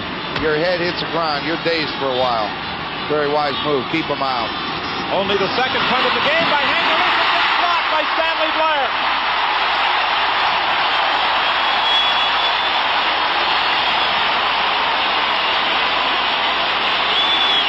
Well, we've had a little bit of everything. We see Elisic bobble the snap, and when you bobble the snap, this can happen. What?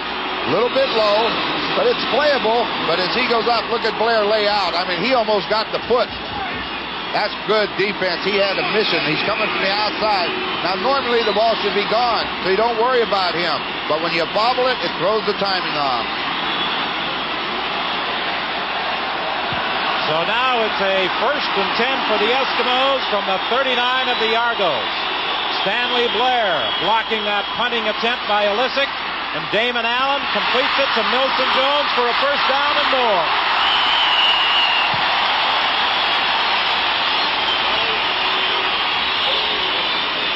.112 is the time remaining in the first half. 24-10 the score. The Toronto Argonauts in front. But the Eskimos would love to put it in the end zone before going to the dressing room. Well, he looks downfield, finally decides to come to the short man, and then Milton Jones just runs it back inside. They still got a minute left. A lot of time for Damon Allen. 1st and 10 from the 22. Drop play with Milton Jones to the 5.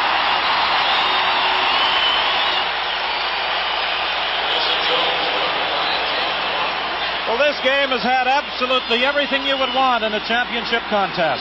Well, Doug Landry ran out of the middle. He started with the backs when they went in motion, and Milton Jones went right behind his right guard, Leo Blanchard and Trevor Bowles, and he brings it down to the 40 seconds.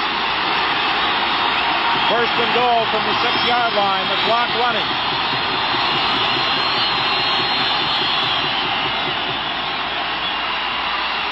Allen, touchdown to Marco Sincar.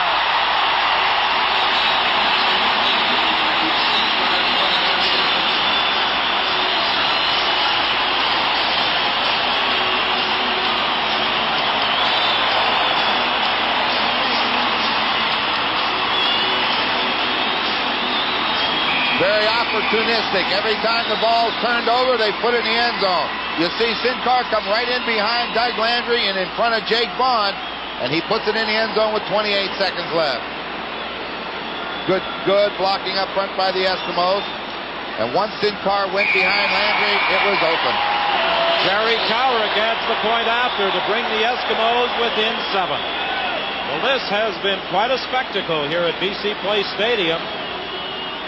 41 points in the first half, 28 seconds remaining. Are you a little surprised? I am. I am, in view of the solid defensive efforts of both teams in their respective semifinals, East and West, and in the final, East and West. The lone touchdown that the Toronto Argonauts gave up was as the result of a block kick against Hamilton. The lone touchdown that the Edmonton Eskimos gave up was an interception return against Calgary. Well, you see Allen looking. You see Landry looking to his left. There goes Sincar right into the open area. But I was predicting a score somewhere in the 20s. Well, we've already gone by that. But I just can't believe it. The defenses are very, very sound. I thought coming into today's game, the question mark was the Toronto Argonaut offense. They've been a little inconsistent. But today, they've been right on target. And the Eskimos have had their problems offensively. Marco Sincar's touchdown, bringing the Eskimos within 7 with 28 seconds remaining in the first half. And this crowd at BC Place Stadium has certainly been entertained this afternoon, and we hope you've enjoyed the action wherever you're looking in across the CBC television network, your Grey Cup network from coast to coast. Dwight Edwards again starting out from the 20-yard line. Stop at the 30. Junior Robinson and Craig Schaefer were there to make the tackle. And what has also been interesting through the first half of this game, there have not been many penalty flags. That's good. You know, it's ideal when you let the players decide it on the field. You know, they're not going to take any cheap shots and things like that today. This is for everything that you've worked for since the first day of camp. And it takes good, hard, solid football, and the referees don't have to worry about it. First and 10, the ball is at the 31-yard line. Fennerty picks up about 2 yards. And that takes the clock down to 19 seconds. Dan Mass, the middle linebacker, made the tackle. That late touchdown should give the Edmonton Eskimos a big lift heading into the dressing room.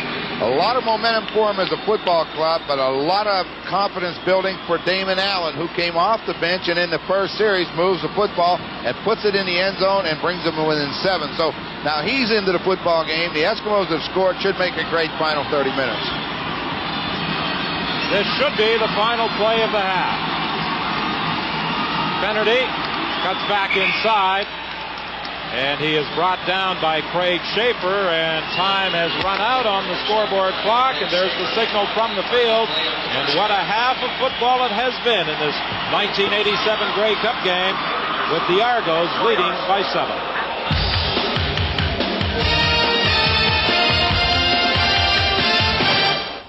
We're at halftime of the 75th Grey Cup game at BC Place in Vancouver, and the Argonauts lead the Eskimos 24-17. We are joined by our game day coaches, Mike Riley of the Bombers and Larry Donovan of the BC Lions. Mike, if you're coaching the Eskimos, are you in the locker room now saying, hey, for the most part of the first half, we did not figure out the Argonaut defense? Well, I think, Scott, really, you go in there and say, let's just have patience. We got a big touchdown before halftime. We can move the ball on them. Don't try to do too much too soon. Have patience. Don't turn it back over to them. Did that last-minute drive prove you can come back in the second half? No doubt about it. I think that was a big, big drive for Edmonton. I think they got to have a positive feeling right now, and you know, it's not going to take that much for them to get another one and get back in it if they don't turn the ball over. That's been the key to the first half, I think. Larry Donovan, if you're coaching the Argos, are you inclined to leave well enough alone as far as your offense goes, which moved the ball very well in the first half? Well, it started out with the run, which I liked very much, the way that they mixed the run and pass together. Then he went to pass for a while, came back with the combination again. Really looked great. I wouldn't change that. And you want to maintain pressure on Matt Dunnigan. The pressure's been great. It looks like they're leaving a linebacker with his eye on whoever the quarterback might go and then tackle him coming out of the pocket. As impartial observers for a moment, switching from your game day coaches roles, you are looking at a heck of a ball game, Mike, aren't you? I think it's a great game, and I think it's kind of been for the Argos a classic game for them. They've let Edmonton drive a little bit, but they got some big turnovers, made big plays on defense, and their kicking game's been good. All right, thank you both. As our game day coaches, Mike Riley of the Bombers, Larry Donovan of the BC Lions. Well, Scott, in that first half, this game provided absolutely everything a football fan could hope for. And Henry the Gizmo Williams, Ron Lancaster, got it started with a brilliant 115-yard return on a missed field goal try. Yeah, the Argonauts move the football very well. Lance Chummick tries 2 field goals. The first one's wide. He runs it out about 25 yards. But, boy, when he kicked the second one in and missed it, Gizmo got it 112 yards away from the goal line, and the race was on, and it was downhill after that. I think they've officially charted it at 115 yards, and, of course, it is a record on a missed field goal try for Henry the Gizmo Williams of 115 yards. Well, he gets it, starts to his right. He cuts in inside of Don Moen. Ferrone can't get him. Now the blocks start happening. A good block by Howard on Fennerty right here. Stuart Hill will make another one for him. And now the entourage there in front of him. And Stanley Blair is going to be the guy that makes the last one. Right here. He makes it. Now they're going to try to get Lance Chummick. Don Wilson's there. But I don't really believe that Lance Chummick could have run him down anyway. He's just got too much speed. And what a performance. coming up a little bit later on a second down situation. We talked about Renfro getting set in the pocket. Look, he's set, he throws, he's got Finnerty one-on-one on Larry Ruck. Should never be able to cover a guy like Finnerty, and that's what should be the result. 61-yard touchdown for Gil Finnerty. One of the interesting things, 3 turnovers in the game, and all 3 have led to touchdowns. The fumble by Matt Dunnigan when he's hit by Glenn Kulka, and Doug the Tank Landry heads for the end zone. Not too much difficulty in outlegging Hector Poitier to pay dirt. No, when you saw Kulka's hand come in, that right arm batted it loose, and Poitier has no chance on Landry. We said in the opening that Landry liked to run around and make things happen, and he has done that. Damon Allen or Matt Dunnigan in the second half. We don't know right now. Dunnigan was shaken up, and if Damon Allen does come in to start the second half, he may pose some different problems for the Toronto Argonauts defensively. Well, Matt Dunnigan likes to take it easy, throw the ball more. Damon Allen will run. At every opportunity, it's going to be a good one. Right now, let's go to Brian Williams, who is standing by with the Honorable Otto Jelinek. All right, Don Whitman, it has been a good football game. I think better than even you expected so far here today. Oh, no, the CFL has been providing a good product all year, and this is no surprise. It's one of the best football games that we've seen all of North America. Last week on the University telecast, you said university football in this country has made great strides. If only the CFL could get its act together. What did you mean? I meant that not enough people go out to the games, not enough people watch it on television, even though it is a good product. And when I said they should get their act together, I think there's a need to improve their marketing. It's something like the political arena. You can do good stuff, have good stuff, and people don't know about it. And I think Doug Mitchell and his people are very aware of it and are moving in the right direction. I'll tell you one thing that will sell the Canadian Football League better than anything is a game like the fans across the country are seeing here today. Otto, can you open this up for us? Calgary is the next big event for our nation, the Winter Olympics. These are what, the official coins? These are the commemorative coins. The government of Canada, through the Canadian Mint, is selling worldwide. In Canada, the Royal Banks and other coin dealers. And one of the reasons that the Canadian taxpayer will not have to pay anything for the tremendous success in Calgary is because of the sale of these coins. Plus, some of the profit goes to the development of amateur athletes in Canada. So it's a heck of a program, and it's a great Christmas gift, too. Very quickly, as we talk about Calgary, wish you were competing there? Oh, I wish I could compete for Canada every day. It's All right. an honor. Otto Jelinek, our Federal Minister of Sport, enjoying this football game as we are. Right on, let's check in once again with Don Whitman for the first half statistics. Don? Well, Matt Dunnigan, Brian, is warming up at that Edmonton Eskimo bench. He went most of the way in the first half, but it was Damon Allen who engineered that late touchdown drive after Dunnigan was hurt when Glenn Kulka fell on him. And on the other side of the field, Gilbert Renfro has gone all the way at quarterback, a 61-yard touchdown strike to Gil Finnerty. And then he engineered another drive following an interception that led to a 4-yard touchdown run by Finnerty. Danny Barrett, the backup for this game. There was a lot of speculation earlier in the week whether it would be Barrett or John Conjemi as the backup. Bob Obilovich felt that Danny Barrett would be his man. He felt he owed it to Barrett, and he also felt that Barrett would give the Argonauts a little different look if they got into trouble. He said he felt a little bit like a baseball manager trying to rotate his pitchers. He's got 3 pretty good quarterbacks. They're all young, and they can all play, and only 2 can, and that's a tough decision. Olysic's kickoff will go out of bounds. No opportunity for Tom Richards to return it, and quite wisely, I think Olysic is kicking it away from Henry the Gizmo Williams. They've tried. Illegal kickoff. Toronto number 8. They've tried lining Richards and Stephen Jones. In this case now it's Tom Richards, but they have Williams and him line up, pick a side, but wherever Gizmo goes, the ball's gone the other way. Well, I'm a little surprised to see Richards back there. Usually it's Stephen Jones. Now, prior to the game, we were down at the dressing room and saw Jones with a heavily taped leg. Perhaps he has an injury problem that most folks are unaware of. And in that first half, he may have further complicated the problem because he usually is back there to complement number 2, the Gizmo. Yeah, he's number 2 in the CFL, so you would expect him to be back there. You know, if he has an injury, we were never notified about it. He's playing on offense, and I think if you have to make your choice, Tom Richards can do the special teams, but get him out there on offense. Well, the Eskimos have reversed the positions of Richards and Williams. Williams has gone to the right side now, and that's the direction in which the kick is going to go. Williams, a buzz of anticipation through the crowd as he starts on the return, and he barrels up to the 45-yard line, stopped there by Selwyn Drain. He has that great acceleration. He just has to have that wee bit of a hole, and he's through it very quickly. Statistically, in the first half, the Argos, as the result of that very strong first quarter, have a big edge in time of possession, and of course they converted both turnovers into major scores. The Toronto Argonauts also gave up the ball once, and the Edmonton Eskimos responded with a touchdown of their own. Damon Allen completes the pass to Chris Johnston, a screen that carries down to the 45. Don, you can talk about execution all you want, but this is about as well as you can do it. I think he fooled everybody in the house. He looked and looked to the left side. Watch Damon Allen. He's got 3 men to this side. Look at him look. He stopped. He takes a good look. Then when the rush just about gets there, he finds Chris Johnstone, and look at that. Bill Stevenson. He's only played about 13 years. He's out in front leading the way. Big play to open the half. Well, like Hank Olisic, Bill Stevenson has 6 Grey Cup rings.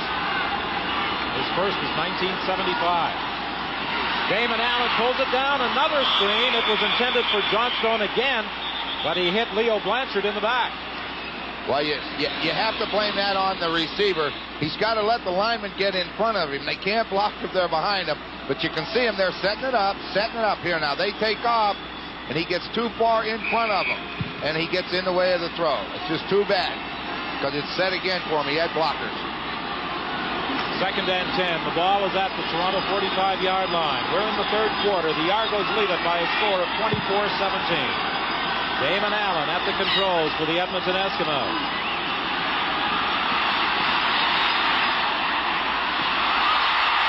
Kelly makes the catch down at the 20. Well, we talked about him in the pregame show that Brian Kelly will beat a defense if you give him time. And you know, this is a big gamble on the quarterback's part because he threw into coverage. 25-yard game for Kelly, but watch him. I thought for sure he was throwing it up close because Kelly had 2 people around him. Good hit by Glenn Kulka, but I'll tell you what, when you make the first down, they don't hurt nearly as much. A gain of 25 yards. Jake Vaughn and Selwyn Brain were back, but they couldn't prevent Brian Kelly from making the catch. And there have been a lot of people who haven't been able to stop Brian Kelly from making catches, as those statistics will prove. And we have a penalty flag taking too long in putting the ball into play. A time count violation, I think, against the Edmonton Eskimos. Time count violation. Edmonton number 9. I believe that's a crowd problem that time. Just wasn't anticipating. Well, I think Allen tried to change the play at the line of scrimmage when he read the defense, and the wide receivers couldn't hear the call. And that's one of the difficulties teams have under the dome. Takes a while to get used to. You know, the Eskimos play here more than the Argonauts, but when you get as many people that are in here today in a football game with that noise confined, very difficult to hear. Great crowd, though. Well, the Eskimos this year have not won a football game in which they have trailed at halftime. They'd like to change that in this 1987 Grey Cup game, and Damon Allen will try and do it. He hits Stephen Jones. And Jones is limping as he heads back to that huddle. Limping quite a bit, too, so maybe he has got some problem with that hamstring muscle. You know, he gets a big catch for him, picks up about 10, 12 yards, but he's going to be 3 yards short. Reverse angle, we're going to look at it. Throw to the wide side of the field. Stephon Jones in front of Reggie Pleasant makes the catch. Can't get that foot planted. Of course, he was the big star in the victory over the BC Lions a week ago. Dave Daniels was blitzing from his halfback position, and he stopped Chris Johnstone right in his tracks. Well, that's what you call guessing right. He guessed the snap count. Dave Daniels hit it on the run, and he's into the backfield before they have a chance. Watch, Johnstone gets the ball, but look who's there waiting on him. He had no chance at all to go anywhere with that one. That is good defense. A little bit lucky, but it's good defense. So it will be a field goal attempt by Jerry Cowrick from 22 yards out. I count too many guys on the field. And there's a penalty flag, and the man down on the turf writhing in pain is Doug Landry, and it appears as though a hamstring may have tightened up on him, and Glenn Kulka also has an injury problem. Neither one of them are hurt. They have 13 men on the field. Dan Perron and they were down here hollering at him to get somebody off the field, and when they realized he shouldn't be in there, 2 of them went down. But, hey, they're going to get away with it. It's just too bad, but they weren't hurt. But I counted them up. I hit 13 because the Argonaut bench was going crazy, so I counted and got to 13. There's still 13 out there if you want to count them. I thought they belonged to the Players Association, not the Actors Guild.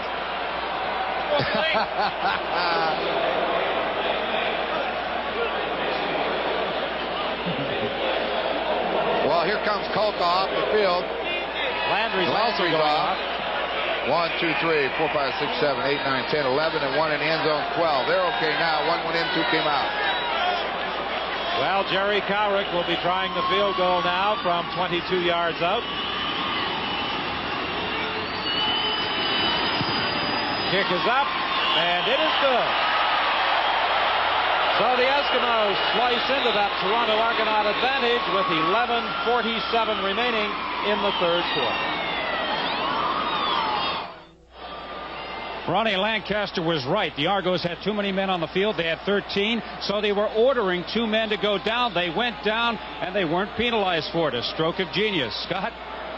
Steve, the Eskimos' decision not to start Matt Dunnigan in the second half was not medical. He's been cleared to play, but the Eskimo coaches have elected to stay with Damon Allen, who has momentum going for him right now. Don? Well, that's one of the intangibles that Ron Lancaster talked about prior to the game, the shift of momentum and how one individual could get it going for his respective squad. Dwight Edwards is trying to do it for the Toronto Argonauts as he returns it to the 42-yard line, a 20-yard run back. He's brought down by Chris Johnstone. Gilbert Renfro had hopes this year of being the starting quarterback for the Ottawa Roughriders. During training camp, he says he became aware that he was going to become expendable. He was more than pleased to land with the Toronto Argonauts. Suffered an injury midway through the season that sidelined him for about 6 weeks, but there was no question in Bob Ovilovich's mind that he was going to be the #1 man. In and out of the arms of Gene Thomas. That was a catchable ball. Boy, he drilled it, didn't he? He looked to his left, and he came back, and Thomas ran a curl to the inside, and it had eyes. I mean, it went over top the linebackers and into the hole, and as you say, very catchable. Well, Thomas is still down. One of the reasons he may not have been able to hang on to that football as he tried to make the cut to catch the ball, he may have injured himself. You can see it just over top the linebackers. They jump. It hits him right in the chest. But he's unable to hang on to the ball. Unfortunate it wasn't intercepted.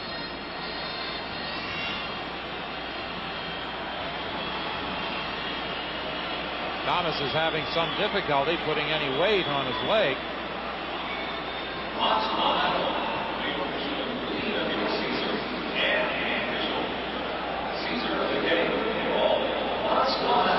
11:21 the time remaining in the third quarter, and a reminder that the awards party of the year, the 1987 Gemini Awards honoring television's best, will come your way Wednesday, December 9th. Consider yourself invited.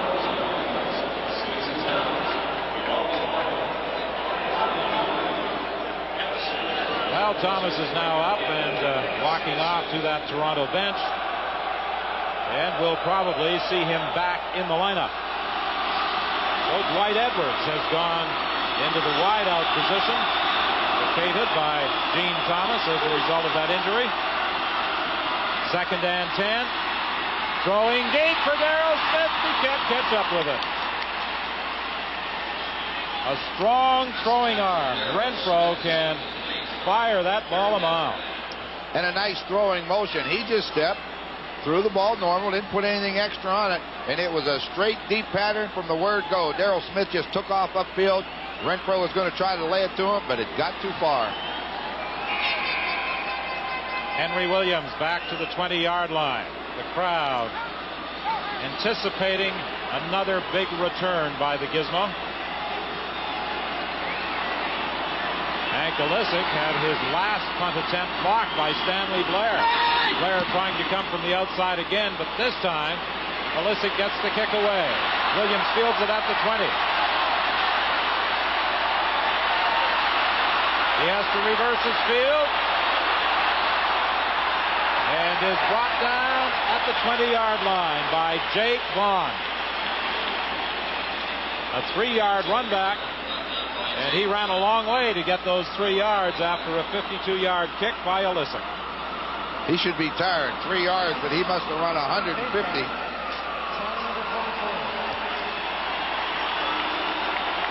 And there is also a penalty call against the Argos' Jake Vaughn, a face mask violation in making the tackle on Henry Williams.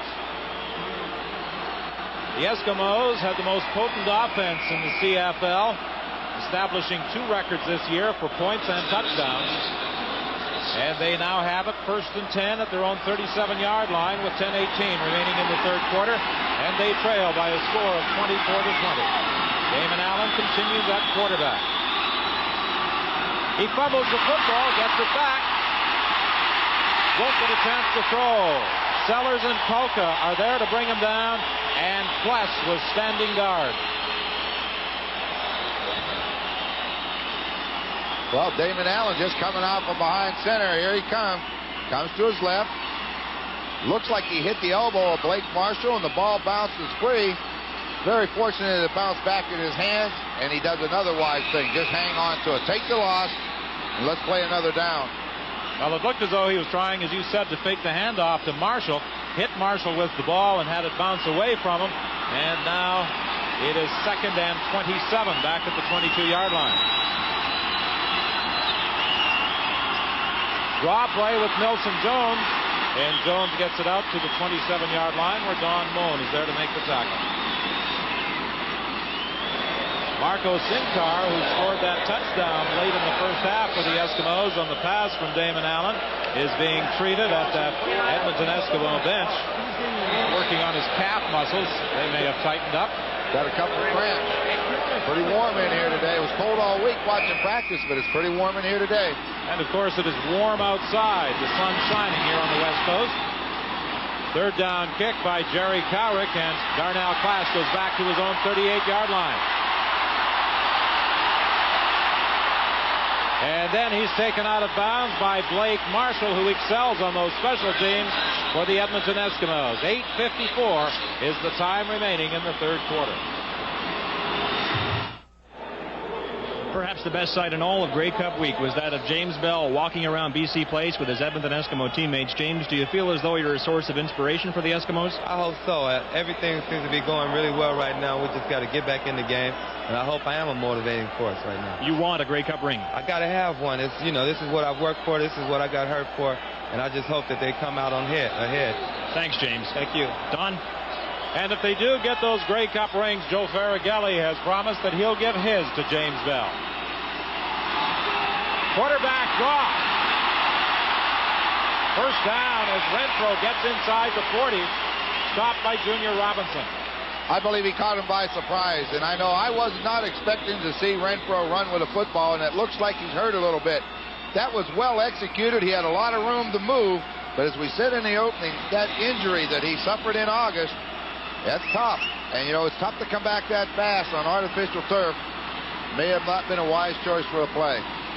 Ian Beckstead threw a good block to get Renfro in the clear, and Renfro is favoring that knee, and it was a similar type of play in which Renfro was hurt. He ran for a first down. I asked him about it the other day, whether or not he could have stepped out of bounds on that particular play rather than take the hit. He said he thought he could have gone all the way for the touchdown. Here, he decides to go down, and then gets those legs twisted as a couple of players roll over the top, one of them being Calvin Prunster. Regardless of how well that knee feels to Gilbert Renfro, it is not 100% medically. And he needs rest on that thing, and it's good to see him playing, but he's going to be much better next year after he's had the off season. But right now, this is a serious problem for them because he's played pretty darn well today. Well, Danny Barrett gets loose at that Toronto bench. And Renfro, I'm sure, is going to stay out there on the field just as long as possible. The medical staff probably saying, stay down, give Barrett more time to warm up. Well, I think he's finished for the day, just watching him walk right here. I don't think he'll be back at the big blow to the Argonauts, so it's up to Danny Barrett.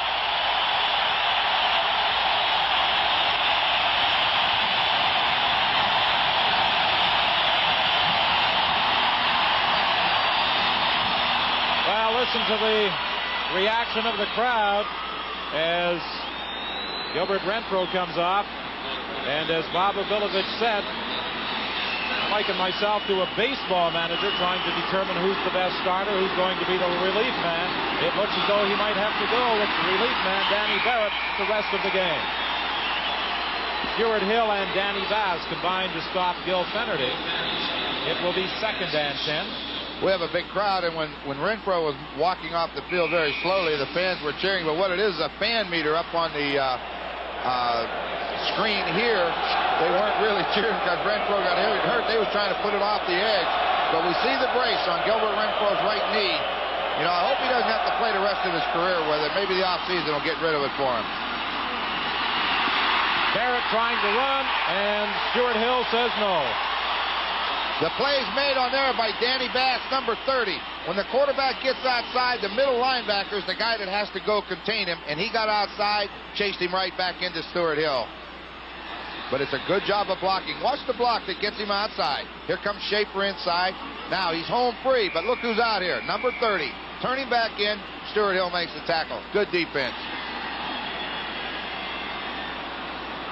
Stuart Hill and his defensive mates doing a good job in containing Danny Barrett. Dan Kearns is the injured Edmonton Eskimo player.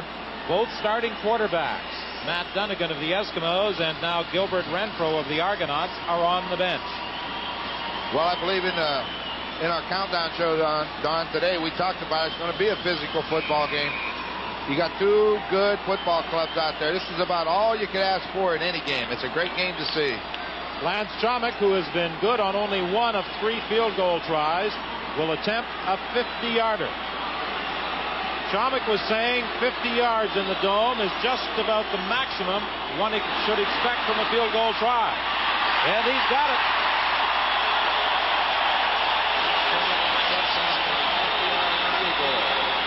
Chomick reasons that the pressure in the dome doesn't allow the ball to float as it does out of doors. So he feels that 50 yards is just about optimum. Well, it holds too with what Pasaglia told us last week. You see, he knows this one's gone. He's using a little English, but it gets in there, so he's happy. He's got it through there. Another day at the office. But Pasaglia says it's harder to kick here because when you get out around 50 yards, if that's the maximum range, if you don't use the proper technique of hitting it and following it through, and you try to force it, you won't make it. So maybe 50 yards is about the distance. Been quite a year for Lance Chomick, playing in a Grey Cup game. Earlier in the year, he got married twice. On the 31st of January in Toronto, and then up in Edmonton on the 7th of February. I know. I'm sure it was to the same person. Absolutely. That's the 3rd longest field goal in Grey Cup history. Dave Cutler hit a 52-yarder in 1975, and Bob McElready hit one of 51 yards in 1976.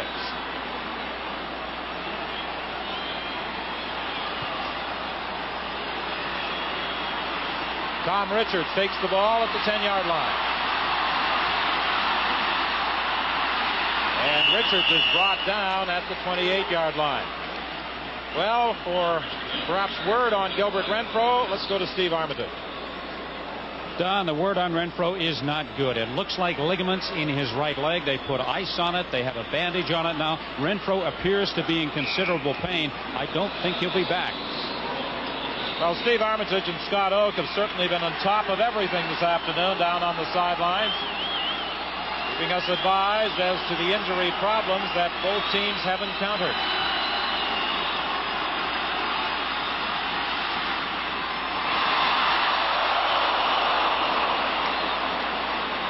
Several people went high after that one. Stephen Jones almost got it on the deflection, and then a couple of Toronto defensive backs had a shot at it. And Jones was open. He ran the curl route. You see the ball just not quite high enough. The ball's tipped by Pless. Jones almost has it over top of Pleasant's head, but he threw to the right man. He was open if he could have got it down in there.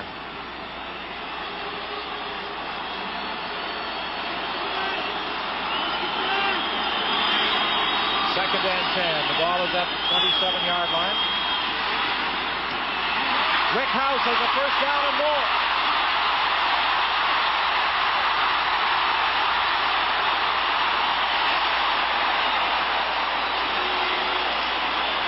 Vaughn finally threw him out of bounds at the 43. Well, Don, we talked about the way they bend and don't break, but this time they decide to go after Damon Allen, and they bring everybody. And when you do that, you have nobody underneath the inside receivers. Watch them. They're coming on the blitz. An excellent job of blocking up front.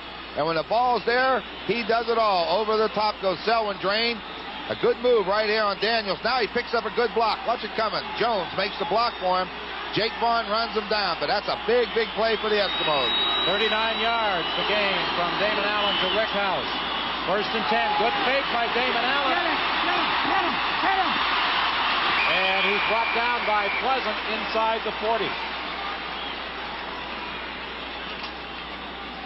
Fooled everybody in the house with that fake. But the big thing was that for the Argonauts, they had their zone defense where they're sitting deep. But we're going to see it right from the snap. See him hide that ball. Now he comes out. You can see he's not under any pressure. He's just looking for something to do with it. There's no one open downfield. Does a wise thing. Get what you can. He got almost 4. 5 minutes, the time remaining in the 3rd quarter. 27-20. The Argonauts lead the Eskimos. Damon Allen stumbled, and then making sure he stays down are linebacker Doug Landry and defensive tackle Gerald Bayless. It's going to come up about 2 yards short, maybe almost 3. All right, straight back. You see Landry sitting in the middle. Now he's reading the quarterback. Wherever the quarterback looks, it's a zone. But he stumbles coming out of there, and he gets pinned by Landry and Bayless. So another field goal try for the Edmonton Eskimos, as Jerry Cowrick will attempt this one from 42 yards out.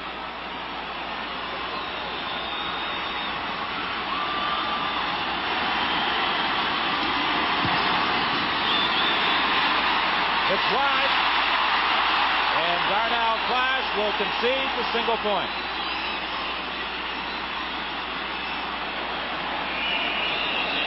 Blake Dermott downfield just to make sure he runs out of the end zone. And with 4:07 remaining in the 3rd quarter, it is 27-21. The oldest and youngest performers in the Grey Cup game. Dan Sellers, the defensive end of the Toronto Argonauts at 22, and veteran Bill Stevenson of the Eskimos, who has won 6 Grey Cup rings. The first in 1975, and then he was with the Eskimos in their string of 5 straight. He'd like to make it number 7 this afternoon. Kennedy wrapped up almost immediately by James Zachary. Danny Barrett in at quarterback, replacing Gilbert Renfro. And of course, with Barrett in there, that gives the Toronto Argonauts a little different look. And concern for Bob Obilovich, because Barrett, since replacing Renfro, has not had the same type of success in moving the team. We're settling into the defensive ball game. We thought we were going to get at the start of the game. It was wide open, but both defenses, especially the Eskimos, are coming on. Here comes a halfback blitz. Oh, Junior Robinson was coming, and he decked Barrett, and Barrett may be hurt. Whoa, I'll tell you what, he had it timed perfectly. Junior Robinson just sat back there, and he hit the hole on the run, and Barrett was stepping that way, and he took the hit straight on. Going to get a good look at it. Coming from the left side. Barrett looks to his right, turns, steps to throw. There it is. Head right at the chest. Wrap the arm, put him on the ground. Big play by Junior Robinson as he timed that one perfectly. And now Henry Williams is back for Hank Olisic's 3rd down punt.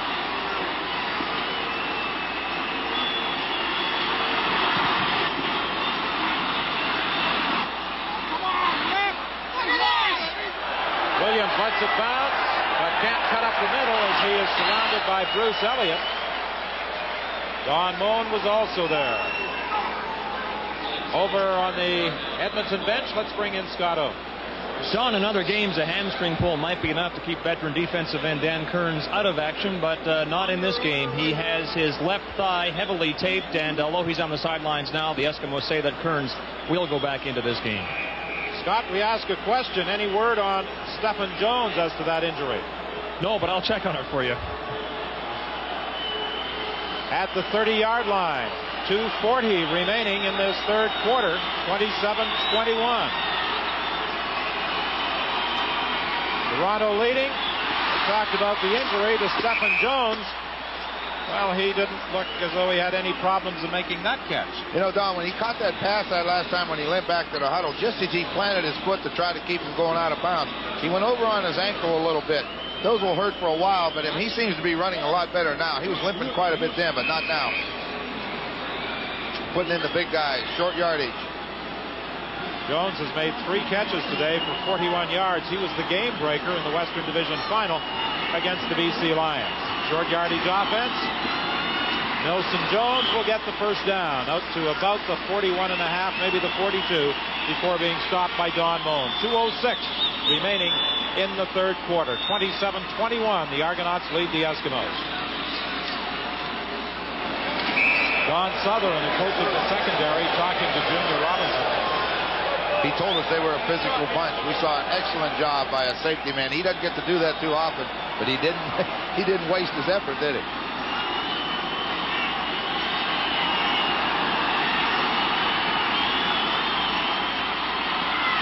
First down pass attempt, and Allen won't get a chance to throw. He's caught by Rodney Harding, but he was flushed out of there by Glenn Kolka initially.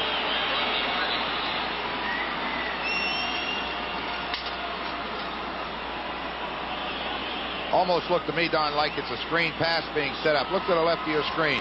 Bill Stevenson hits him, turns him loose, and then leaves. But he couldn't get the ball released because of the pressure. And there's too many white jerseys around there. And Harding just grabs him and holds on. 1:05 remaining in the third quarter. Second and 14, Edmonton. Allen trying to dump it off to Rick House. First down, Edmonton. Well, Don, we said Rick House and Sincar were going to have big days because you had to pay attention to Kelly and Jones outside. But, boy, is he wide open. A little bit of a play-action fake gets him outside. Looking to Kelly's got it all cleared out. Rick House is just going to come in right in the middle. Look, no one around him. Makes the catch. Another big first down to keep the drive alive. On every catch that Rick House has made today, he has been wide open. Boy, he sure has. There's holes in that zone the way Toronto play, and they got to be to the inside receivers. Draw play with Milson Jones. Down to the 35-yard line. Willie Pless and Jake Vaughn combined to bring him down. But not before Milson Jones rambled for another Edmonton first down. Good job on the side where you'd expect it. Hector Potier and Bill Stevenson. You could drive a truck through there. Big job. Now just run. Force them to come back and get you. Willie Pless and Jake Vaughn finally have to pull them down, but the Eskimos are starting to move the football. And this should be the final play of the quarter. First and 10 from the 35-yard line.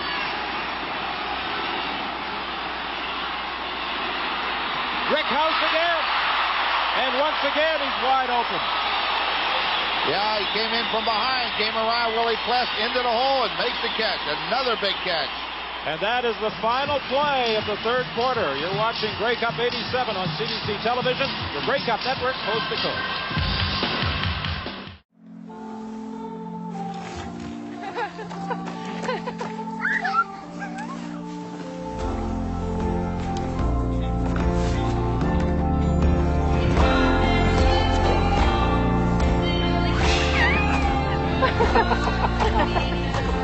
Here's to the everyday things that end up being everything. Here's to all things simple, with casual clothing and footwear from Marks. Argo's #1 quarterback is still on the bench in pain. I don't think he'll be back in. Danny Barrett is in playing now as the backup. If he gets injured, the Argo punter, Hank Alesic, becomes their third-string quarterback. Scott? Steve Dom was asking earlier about Eskimo receiver Stephen Jones. He is okay, and in the game, the Eskimos were more concerned about slot back Marco Sincar, who suffered cramps, but he also is okay now and in the game. Sincar goes wide to the left. Ryan Kelly out to the right to start the fourth quarter. First down. Allen drills it to Kelly. Touchdown.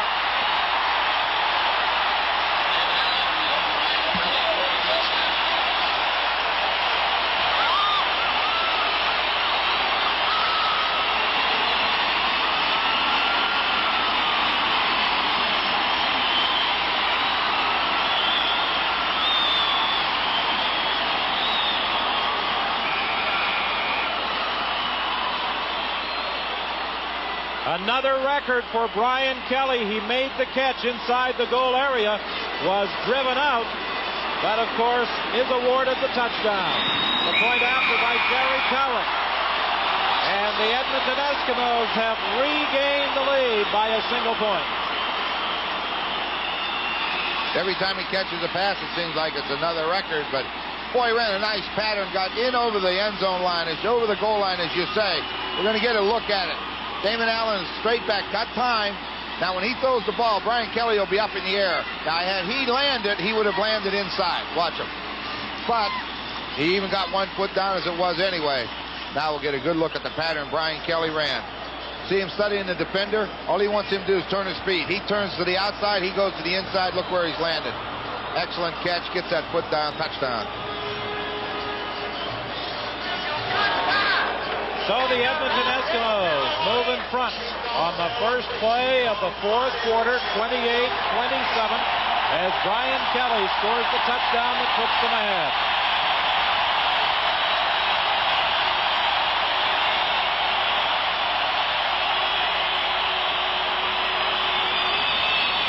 The Edmonton Eskimos and Toronto Argonauts providing tremendous entertainment here at the Dome at BC Place in this 1987 Grey Cup game as Dwight Edwards takes the ball at the 20-yard line. And he's brought down at the 40. The Eskimos have started to take a little bit of control of the football game about halfway through this third quarter. We said something earlier that front four of the Eskimos had to get into gear, and they have. And then the offense with Damon Allen has started rolling late in the third quarter. Argonauts got to get rolling. Bob Obilovich and Ellis Rainsberger, the head man and the offensive line coach, looking on as Danny Barrett directs the attack from the 40-yard line. 1 point separating the Argos from the Eskimos. And Barrett hits Daryl Smith. He bounces off one tackle, that of Junior Robinson, and spins to the 45. Threw it right in the hole. Well-thrown football. Zone defense by the Eskimos. Daryl Smith just gets by the linebackers into that open area, and Danny Barrett threw it in there. Watch him come off. Now, that's Ron Howard. He gets inside of him. Watch him go by the linebackers. Now, the ball's on the way into the hole. Throw it in the hole. He took the hit this time, held on. Back to the live action, and Finnerty twists down to the 42. Line of scrimmage had been at the 47-yard line. That's where they ruled that Smith made contact with the turf. And Finnerty gets 4. It will be 2nd and 6, Toronto.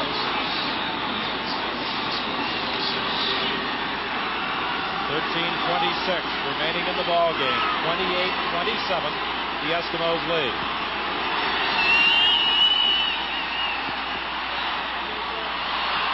Penalty flag goes down as Finnerty is drilled to the turf. The Eskimos were blitzing linebacker Craig Schaefer. I'm anxious to see this call. Offside. Edmonton number 20. The offside call against defensive back Don Wilson. So that will give Toronto a 2nd and 1 situation, and the ball will be at the Edmonton 38-yard line. You know, it's only a 5-yard penalty, but at this stage of the game, it's a big one because the Eskimos, as we mentioned, started to take a little bit of control on a 2nd down situation. They'd had to give it up. Now they'll make the first down.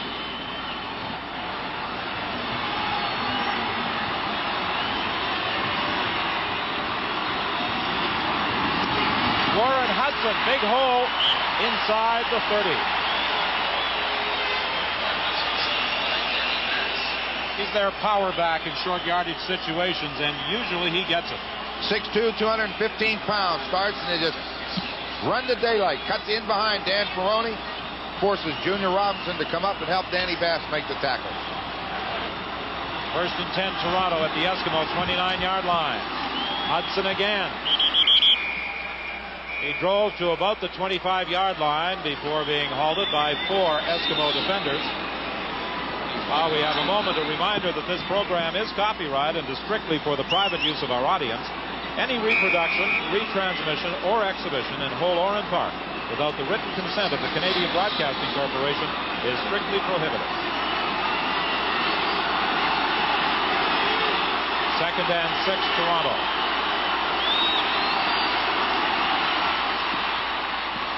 Paul Pearson was the target, covered by Don Wilson. It will be 3rd and 6, and Lance Chomick will come onto the field to attempt the field goal to put the Argos back in front. Did you see Danny Barrett when he was over the ball pointing at Junior Robinson? The safety man was only 4 yards off the line of scrimmage. He had to anticipate a blitz. But Robinson pulled it, he left, and they blitzed the halfback Howard, but they were coming after him. Looks like another cramp for somebody from the Argonauts. Dan Ferroni. That's been a continuing problem all game on both sides of the field.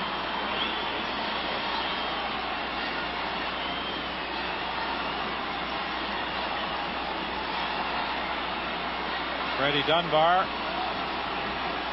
out there rubbing the calf muscle of the Eastern Division All-Star.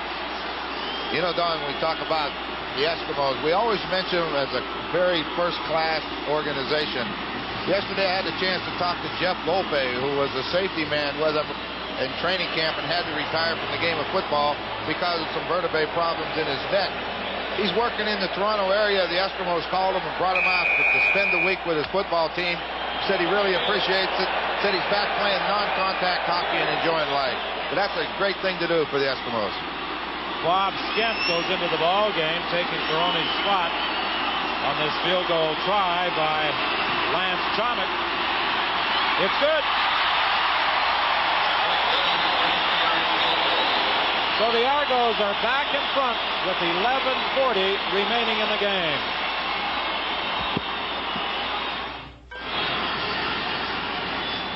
Well, prior to the game, we anticipated that both kickers could play a key role, and so far they have. Lance Chomick has hit on 3 of 5, the long one from 50 yards out, and Jerry Cowrick has been good on 2 of 3.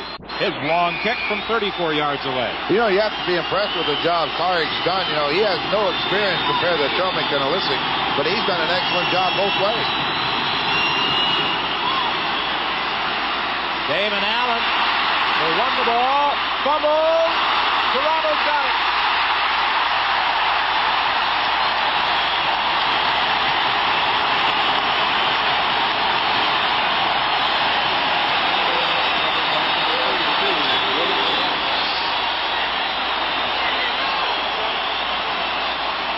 Glenn Koka forcing the fumble, and Willie Pless pulled it in. He was looking for Rick House, but Rick House got bumped. He pulls it down to run, and then when he cut back, right here, he's got people behind him, and there it is. The ball's on the ground. And it was number 99, I believe, Gerald Bayless. First and 10, Toronto. They are at the 45. Garrett won't get a chance to throw. Stuart Hill brings him down for a loss at the 50. Well, we talked about him before. He's been their leading sacker with 18. And in the playoffs last week, he had 3 against the Lions. Good pass rush. 4 men coming, and he made the sack. Well, you look for your big play people to come through in playoff games. And so far today, the key personnel on both sides have made big plays. That's the way it should be. That's why they're big guys. That's why they're the stars. They have to come up big when you need them. Well over the head of Dean Thomas, who took quite a shot over on the sidelines from Stanley Blair. Well, Stanley Blair really let him have it, didn't he? You could see from up here when Danny Barrett threw the ball, it was too high.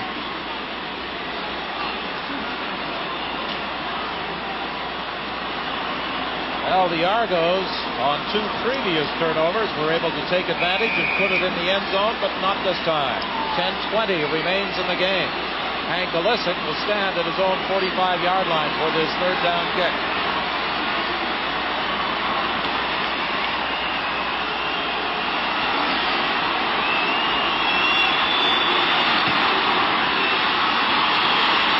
This one will bounce, and it looked as though it was going out of bounds, but it stays in the field of play. Junior Robinson picks it up and is brought down almost immediately at the 30-yard line. Not a particularly good kick by Hank Olisic with 9:53 left to play.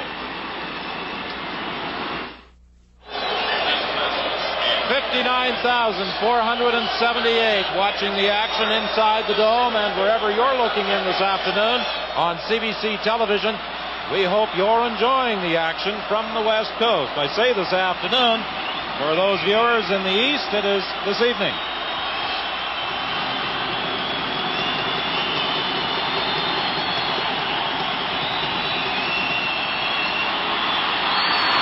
Allen ducks away from a couple of would-be tacklers and runs it out to the 36 where he can't escape Willie Pless. You know, on that last punt by Hank Olisic, he was trying to angle it out of bounds, and he got only 24 yards out of the kick.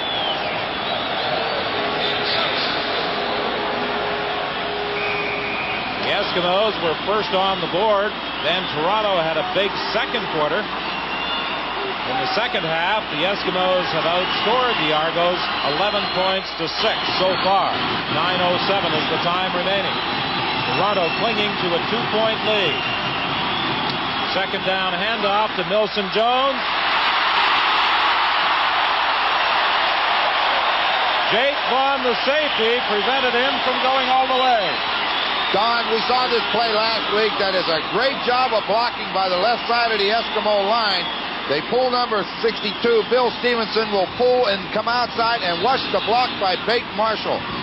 He blocked Daniels outside, stayed after him, opened the seam for him, and then Milson Jones just used his speed. But a good job by Stevenson and Blake Marshall.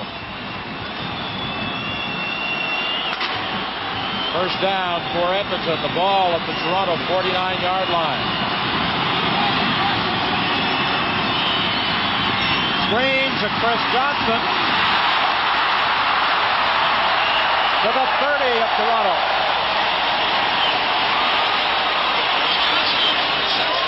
Boy, we talked about those Eskimo running backs, the Canadian kids. This time, Chris Johnstone now.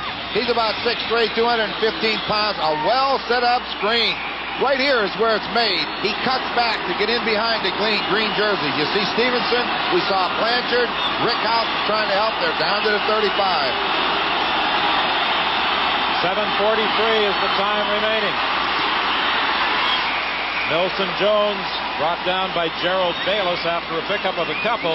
The Eskimos rotate those 4 Canadian running backs, Milson Jones, Chris Johnstone, Chris Skinner, and Blake Marshall. We haven't seen a lot of Blake Marshall today, but the other 3 have been used a lot. And they change off during the game. They don't really have, they have starters, but they don't have regulars. They all play, same as the defensive linemen. Everybody gets a chance. That's good for all the players. They're happy that way.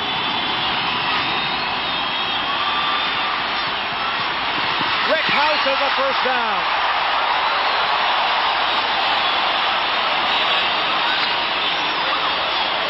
Got to be a little bit impressed by the way Damon Allen's mixing the plays up. Again, Brian Kelly clears it out straight down the field. He looks deep. Rick House goes to the sideline. He throws it away from Jake Vaughn. House is there to make the catch. But he's mixing the plays well. Screens, runs, outs, and curls. 7 catches today for Rick House for 134 yards. First and 10 Edmonton. They are at the 17-yard line.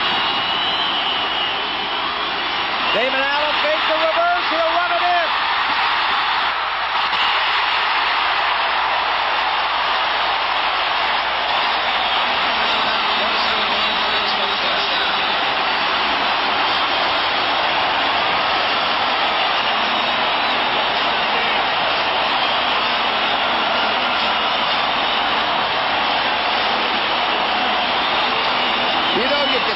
Coming. It looks like it's going to be a heck of a collision, but there's the fake. Now, it's run all the way, and he's not about to go out of bounds. He sees the goal line, and you can see a heck of a collision coming, and he slides and gets in. See, a referee gets knocked off, one makes the call, but that's a great effort by Damon Allen. Jerry Cowrick with the point after. Movement at the line of scrimmage as Cowrick puts it through. 6:39 is the time remaining. The Eskimos in front. There was a penalty flag. I think it's going to be offside Toronto. Offside. Toronto. So the point will stand. And we'll be back with the kickoff right after this.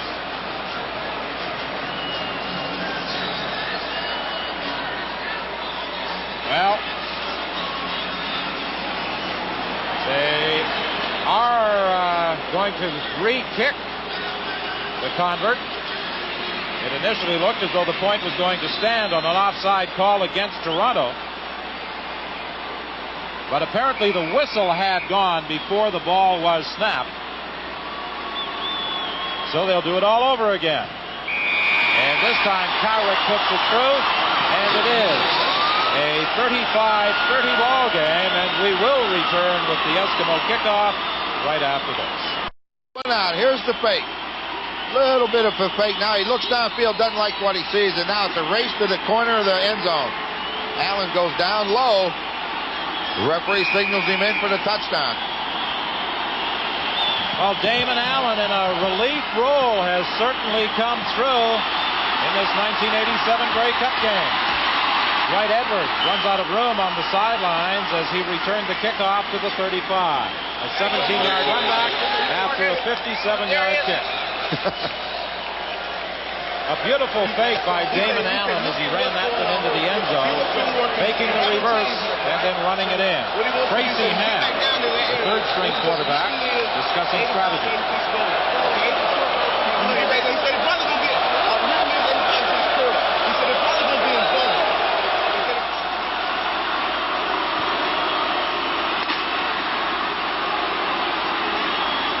First and 10, Toronto from the 34. Gil Fennerty gets it out to the 41. A gain of 7, it will be 2nd and 3. 6:09 remaining in the game. 35-30. The Argonauts now trail. Not a bad rushing average, 6 yards per carry. Had a great first quarter and a half. For some reason or another, they've gone away from him. Now they're coming back. They've got time. A lot of time.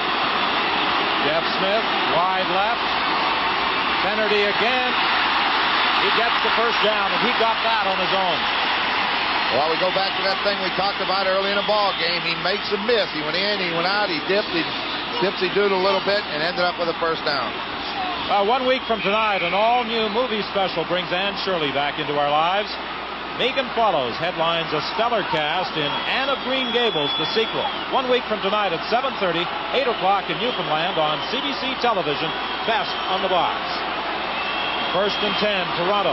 The ball is at the 46-yard line. Screen to Darrell Smith. Oh, he was tripped up by a man flat on his back. It was Ron Howard who reached up after being blocked in the play by Chris Schultz. When you keep your slot back in the block, this is a good play. He stays in. He had not much of a block, but that's all he wanted, set the screen. But watch the tackle Ron Howard make. It looks like he's down. He just reaches up. Excellent play because the block was made. Second down, Warren Hudson gets the first down. Had Howard not made that tackle, Darrell Smith, with his speed and with the blockers in front of him, might have gone a long way. Well, he had the blockers out there, and he tried to do what he should do, get over top of it, but Howard got that left hand out and tripped him up. First down, Toronto, there at the Edmonton 53-yard line. 4:12 is the time remaining. What an entertaining Grey Cup game this has been. The Eskimos in front 35-30.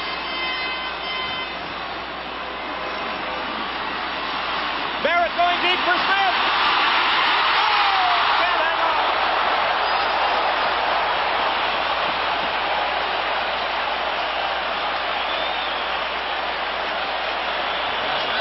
Well, I don't think you really have to describe that. You saw the feelings when he was kneeling on the ground. Boy, watch him take off. Comes out into the flat. He's got Ron Howard already a step behind him. And as you say, he's got good speed. The ball couldn't be thrown better. Drops it right in there, and he can't hold on. No one feels worse than he does. It will be 2nd and 10 back at the 53-yard line. An opportunity for Darrell Smith to become a Grey Cup hero.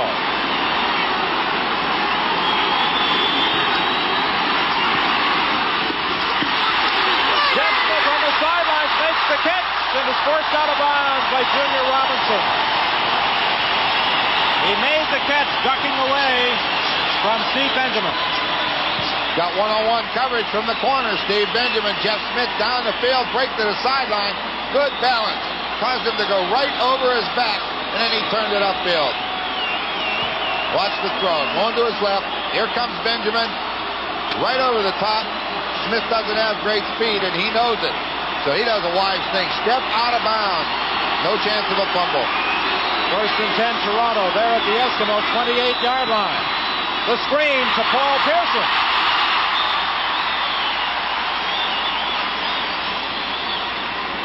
Well, they haven't screened the slot back too often this season, but they did that time to Paul Pearson. And that's what they're playing for, the newly designed Grey Cup, won last year by the Hamilton Tiger Cats. The Edmonton Eskimos looking to avenge that loss in this 1987 championship game, and they're 2:59 away from doing just that. Well, following the game, we will be selecting MVPs in 3 categories: offense, defense, and outstanding Canadian. Canada Lease, a Canadian public company providing leadership in the world of high technology and capital equipment leasing. Canada Lease makes your money work better for you. Well, in a few minutes, one of those dressing rooms, either the Toronto side or the Edmonton side, will be the scene of wild celebration. Here's Barrett, he's gone!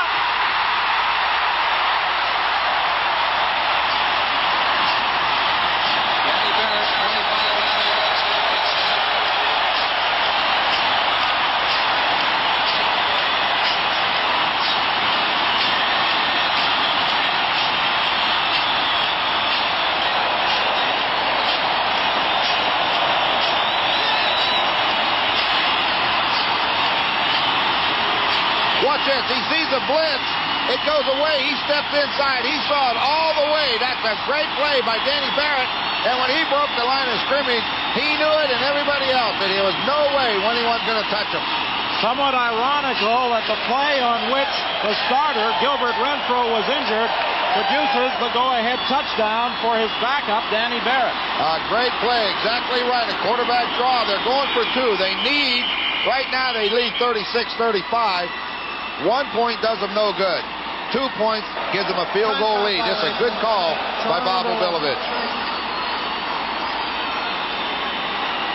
In his celebration of the touchdown run by Danny Barrett, Obilovich was desperately trying to signal that offensive unit to go for the 2 points, and the message got through, but it took a little too long for Danny Barrett to call the play. But this is the play he called for the go-ahead touchdown. Boy, when that tackle was missed by Columbus on the outside, it was all over because you saw Bass and Ruck both going to the right side.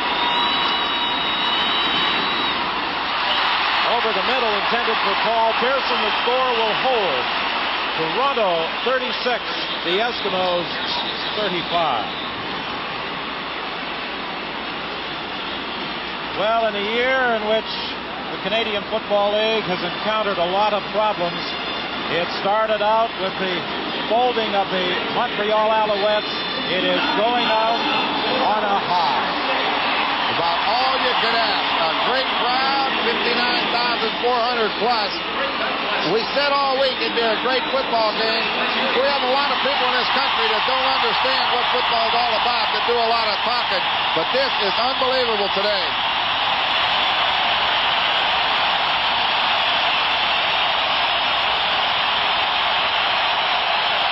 And that man who has been under a lot of pressure throughout the entire year has to be extremely pleased, very satisfied with what he has witnessed today in this championship game. And listen to the reaction of the people inside the dome. It's when it's fun to play football. Get a bunch of people making a lot of noise and you can have a lot of fun. And that's what it's all about.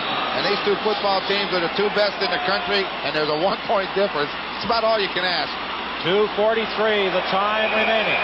And there is no loser this afternoon. One will celebrate a championship, but the other side can certainly hold its head high. Richards starts from the 5-yard line.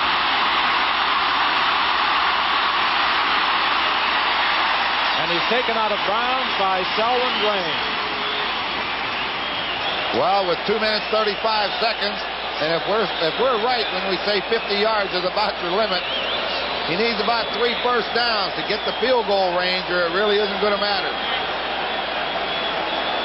Interesting as well, the two quarterbacks, both backups. Damon Allen first running for a touchdown to put his team ahead, and then Danny Barrett running for a major score that has moved the Argos in front. The clock will start with the snap of the ball. 2:36 remaining, the clock running, a pass complete for a first down as Reggie Pleasant makes the tackle and Stephen Jones. Remember a while ago they tried to throw the same pattern to Stephen Jones. They had Willie Pless in front of it and it was tipped high. This time, when you don't have anyone under it, you can throw it on the line, and he threw it right in there. Well, a week ago, Stephen Jones was running past BC cornerbacks as though they were out there for set decoration. He hasn't had the same success against the Argos, but he did come up with a big catch. Halfback blitz, it's dumped off on the screen to Milson Jones, up to the 50.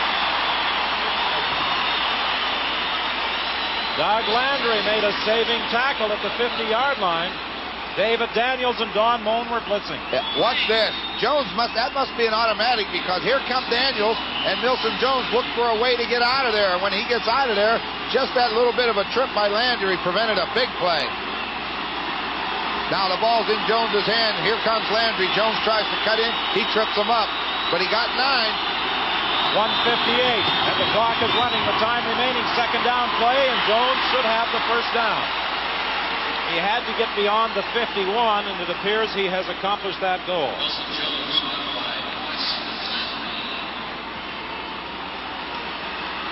1:50 is the time on the clock, and they're about, well, if we're holding true, we're 15 yards from 47 for him. That's what he needs. What are the possibilities of overtime? Well, when there's 1 point, it's a distinct possibility.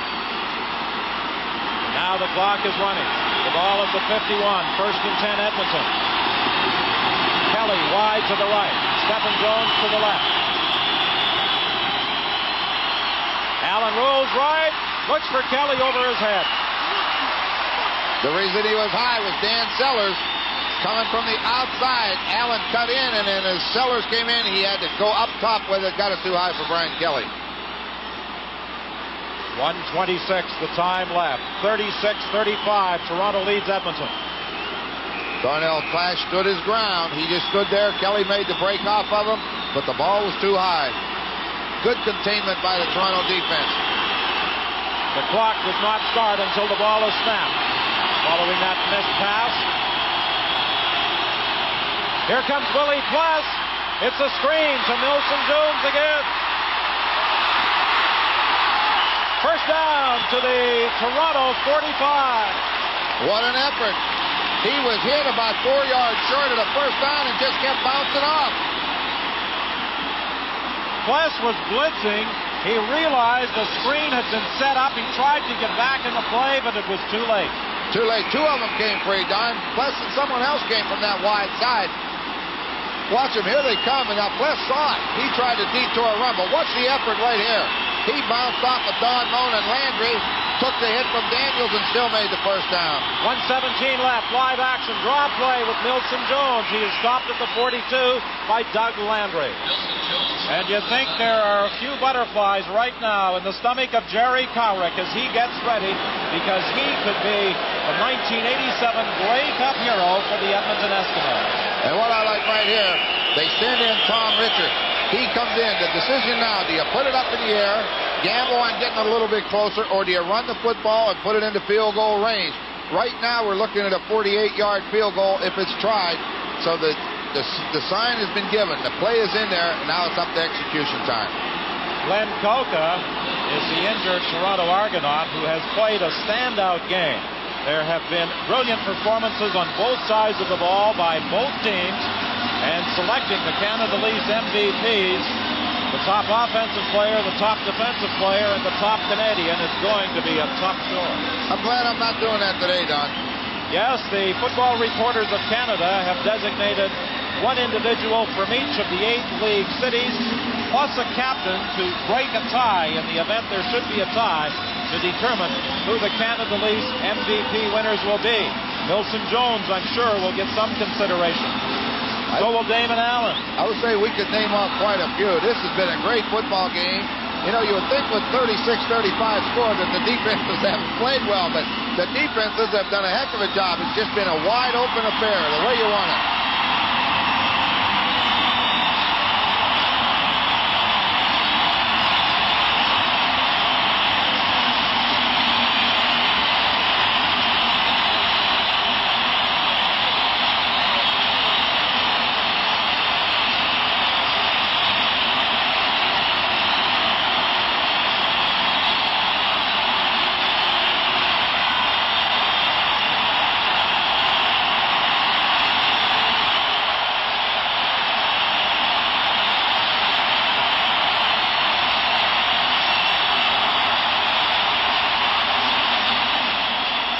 Well, these people inside the dome, just under 60,000, have been treated to a whale of a football game this afternoon. This may go down as one of the great Grey Cup games of all time, if not the greatest. It will certainly be one of the great games of all time, perhaps even the greatest spectacle ever witnessed. It's been a shootout. We're into the final minute. The second down play. Allen's pass incomplete.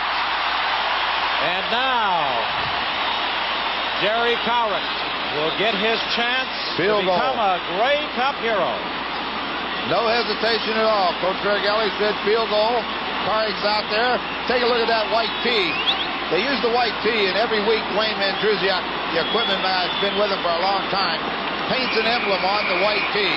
This week it's the Grey Cup, and they never show it to the kicker till the game.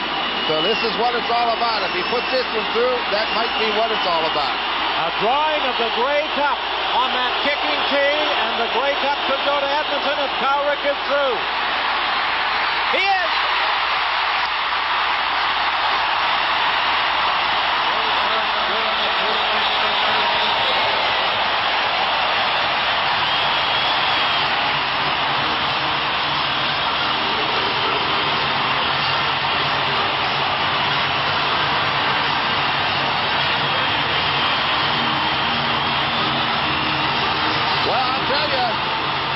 You want to hear a place he rocked, that's all it took. Corey looked very relaxed right there when we saw him, but let's see what he does now. He's got to be happy. Boy, he hit it good, didn't he? Nothing to it. A great kick by Jerry Cowrick. A 49-yard field goal, and Joe Farragelli shows more emotion than did the kicker, Jerry Cowrick. I'll tell you, that's what the game's all about. Happiness on one side, a little sadness on the other, but what a football game. And I'll tell you another thing, there's 45 seconds left. Don't start celebrating too early, because Lance Chomick can kick them a long way.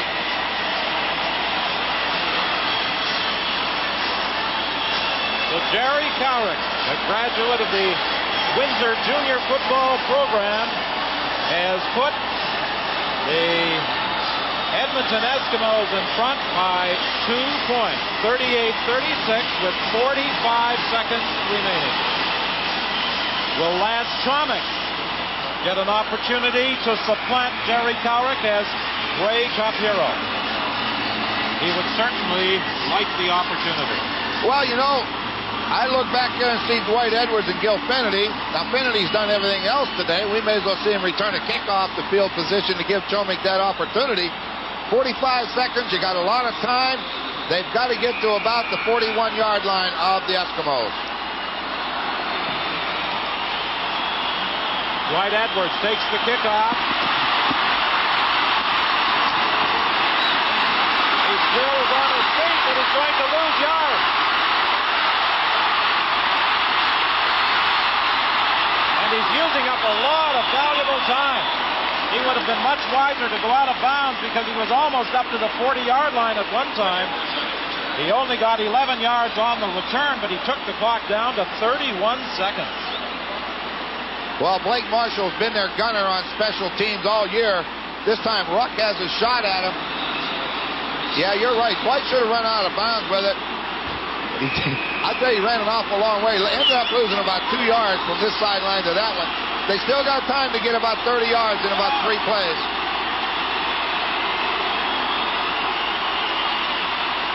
Barrett to the sidelines, and Gene Thomas was out of bounds. And if you notice how close Stanley Blair was standing there, a lot of times you assume they're going to get deep and you can throw that down and out pattern to the sidelines and complete it and move up, you know, when you stop the clock. No, Blair was waiting on it. Good thing it was thrown outside. Well, from the dressing rooms, there are going to be interesting comments about this one. And Steve Armitage will be going to the winner's dressing room right after the game. We invite you to stay with us. High throw. Paul Pearson, the intended receiver, and the Toronto Argonauts are down to their last flight. Too high again. Pearson, if the ball's thrown down inside, he's got a chance, but it's too high. You see him chasing Wilson deep, curls around Warren, the linebacker, but he has to jump, and then Wilson comes up. We talk about it being physical. You know he's going to hit you. It's just too high to catch. 23 seconds remain. The Argos must get a first down here or it's all over.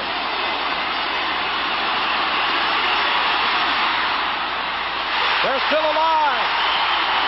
No. It's Wilson who comes up with it as he took it away from Paul Pearson.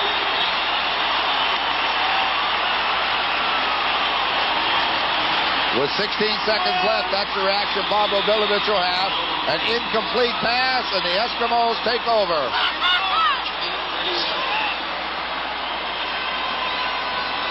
Stanley Blair made the hit, and Don Wilson came up with the ball. See, Pearson slides in, slides out. Here comes the hit, as you say. Blair makes it. They roll it incomplete, bring it back to the line of scrimmage, and belongs to the Eskimos.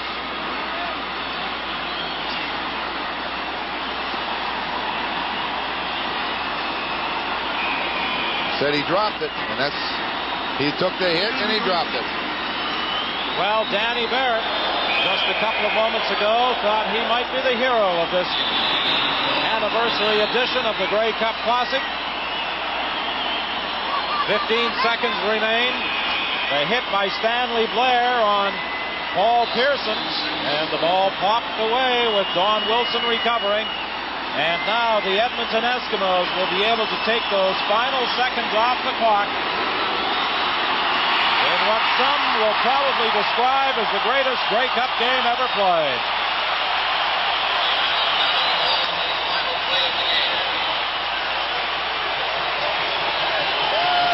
Joe Faragelli, the first time he has been in a Grey Cup game as a head coach, winning this 1987 championship.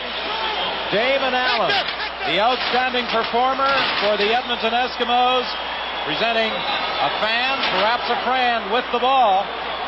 And what a job he did coming on in relief. Hey, Matt Dunnigan. I'm behind you. That's right, but in the class at 9/11. We'll see you again next year. Not a bad comment by Bob Obilovich. The team that had the ball last was going to win. And Obilovich has put together quite a football team in Toronto, a young team. He told us earlier he feels will be together for a number of years. And they may yet to get the opportunity to sip champagne from the Grey Cup, which the Edmonton Eskimos will be doing. Right now, let's go down to field level and bring in Scott O. Don, I am with the hero of the Eskimos' 38-36 victory, the man who kicked the winning goal in the final minute, Jerry Carrick. The oldest question is the most appropriate right now. How do you feel? Great. You know, the team pulled through at the end. They said it might be up to me to kick the last field goal. I wanted to kick the last one, and we did it. now we got the rings we've been waiting for. What was going through your mind when you stepped up to make the kick? Just fall through and hit it the way I've been hitting the other ones. I thought I got robbed on that one field goal I missed, and I wasn't going to get robbed on this one. Congratulations, Jerry. You were not robbed, and you have a Grey Cup ring to prove it. Thank you very much. Don? Well, he didn't show a great deal of emotion when he put that winning field goal through from 49 yards out. But now the Grey Cup is being presented to the champion Edmonton Eskimos. Okay, hold it. Commissioner Doug Mitchell is there to make the presentation.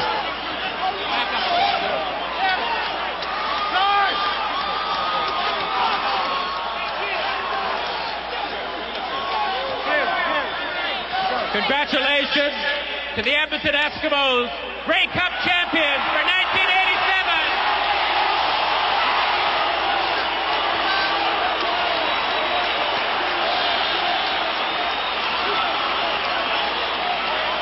Well, with that new base on the 1987 Grey Cup, it's not quite as easy to hoist high in the air, but the man who provided the inspiration all season, James Bell. Many thought he would never walk again after that injury here at BC Place Stadium last year in a game against the BC Lions. He has amazed everyone with his recovery, and he provided the motivation and the inspiration to the Edmonton Eskimos. Right now, let's bring in Scott Oak. Don, I'm with the winning quarterback. Here's Damon Allen. Damon, a major feature of the Eskimo offense is your ability to step in and do it when Matt Dunnigan can't for whatever reason, and that, I guess we could say, won the game for the Eskimos today. Well, all week I was thinking it's going to be my cup. It's going to be our cup. And if Matt couldn't do it, and which he's been doing a good job all season, if I can step in when it's crucial time when they really need me, this is the best time to do it. And I rose to the occasion, and to help with my offensive linemen and our team, we wanted it badly today.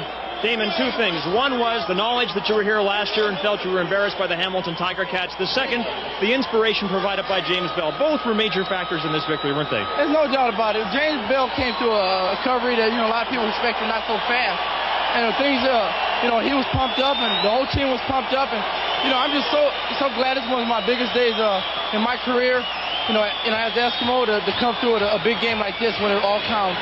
Thanks, Damon. Enjoyed it. It was one of the greatest Grey Cup games ever played, and you were prominent in it. Thank you very much. Don?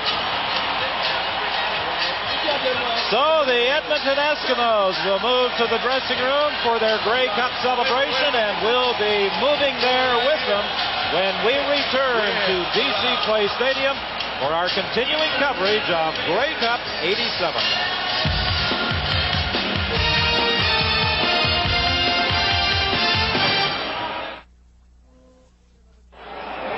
There is the scene in the victorious Edmonton Eskimos dressing room, and they should be happy because they are victors in one of the greatest Grey Cup games ever played, 38-36 over the Toronto Argonauts. I am with the inspiration for this victory, James Bell. James, you were on the bench for the Western Final and for the Grey Cup game today. I know you feel very much part of this team, don't you? Oh, definitely. I hope I brought something to the team, as far as inspirational. You could tell that, the guys' hearts was in it. And this is what, it all comes down to. I got hurt, and, this is my reward right here. I hope to continue to work, with the CFL, and this is what the CFL is all about. I'm really proud right now, and I'd like to say hello to my family.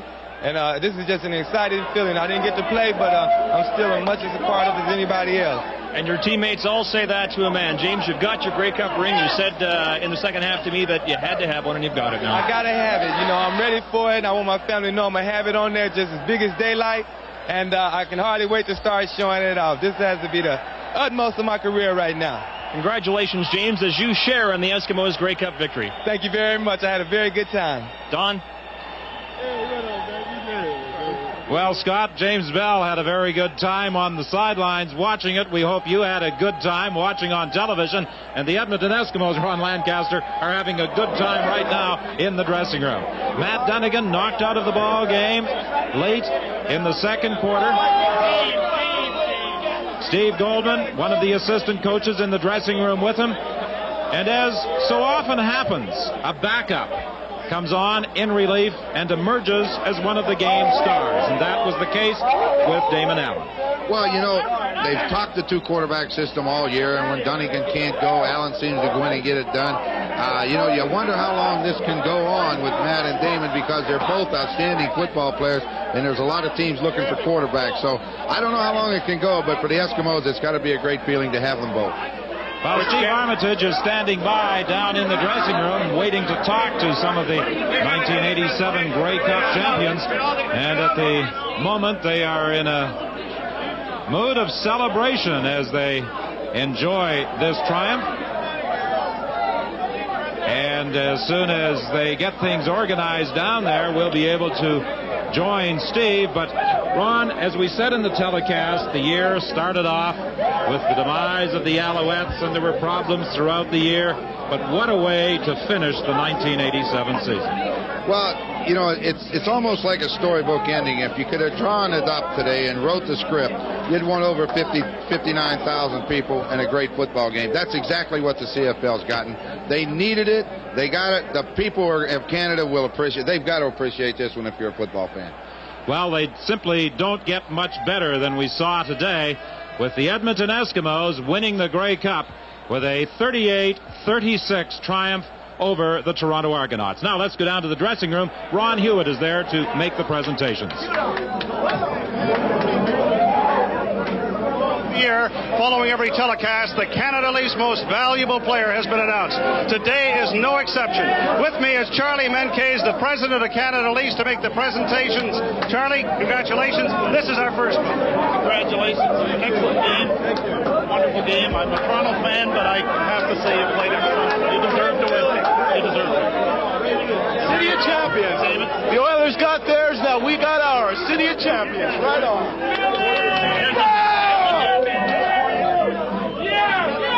All right. Congratulations. All right.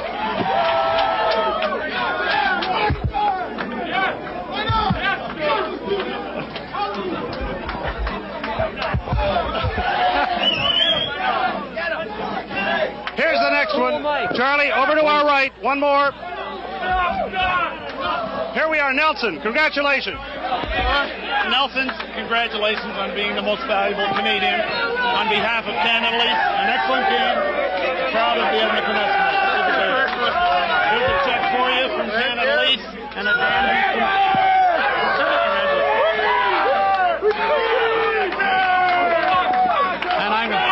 congratulations on the most valuable Canadian player on behalf of Canada Leafs. All right, let's go to the next one. Where is he? Get him up here. Damon Allen, the offensive star, Damon Allen. Damon, there you are. Charlie? Damon Allen, congratulations. I could see the game changing when you came in. You played an excellent game, and you're deserving of the most valuable player, the offensive player of the game. I'd like you to have this check from Canada Leafs.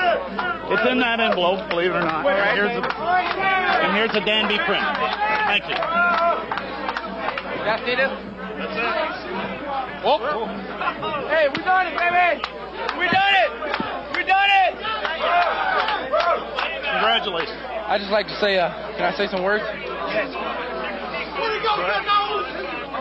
I just like to say, you know, we worked hard all year and a lot of adversity, and we rose to the occasion, and when the time came, and we done it. It's our cup. Sure is. It's our cup. It's our cup.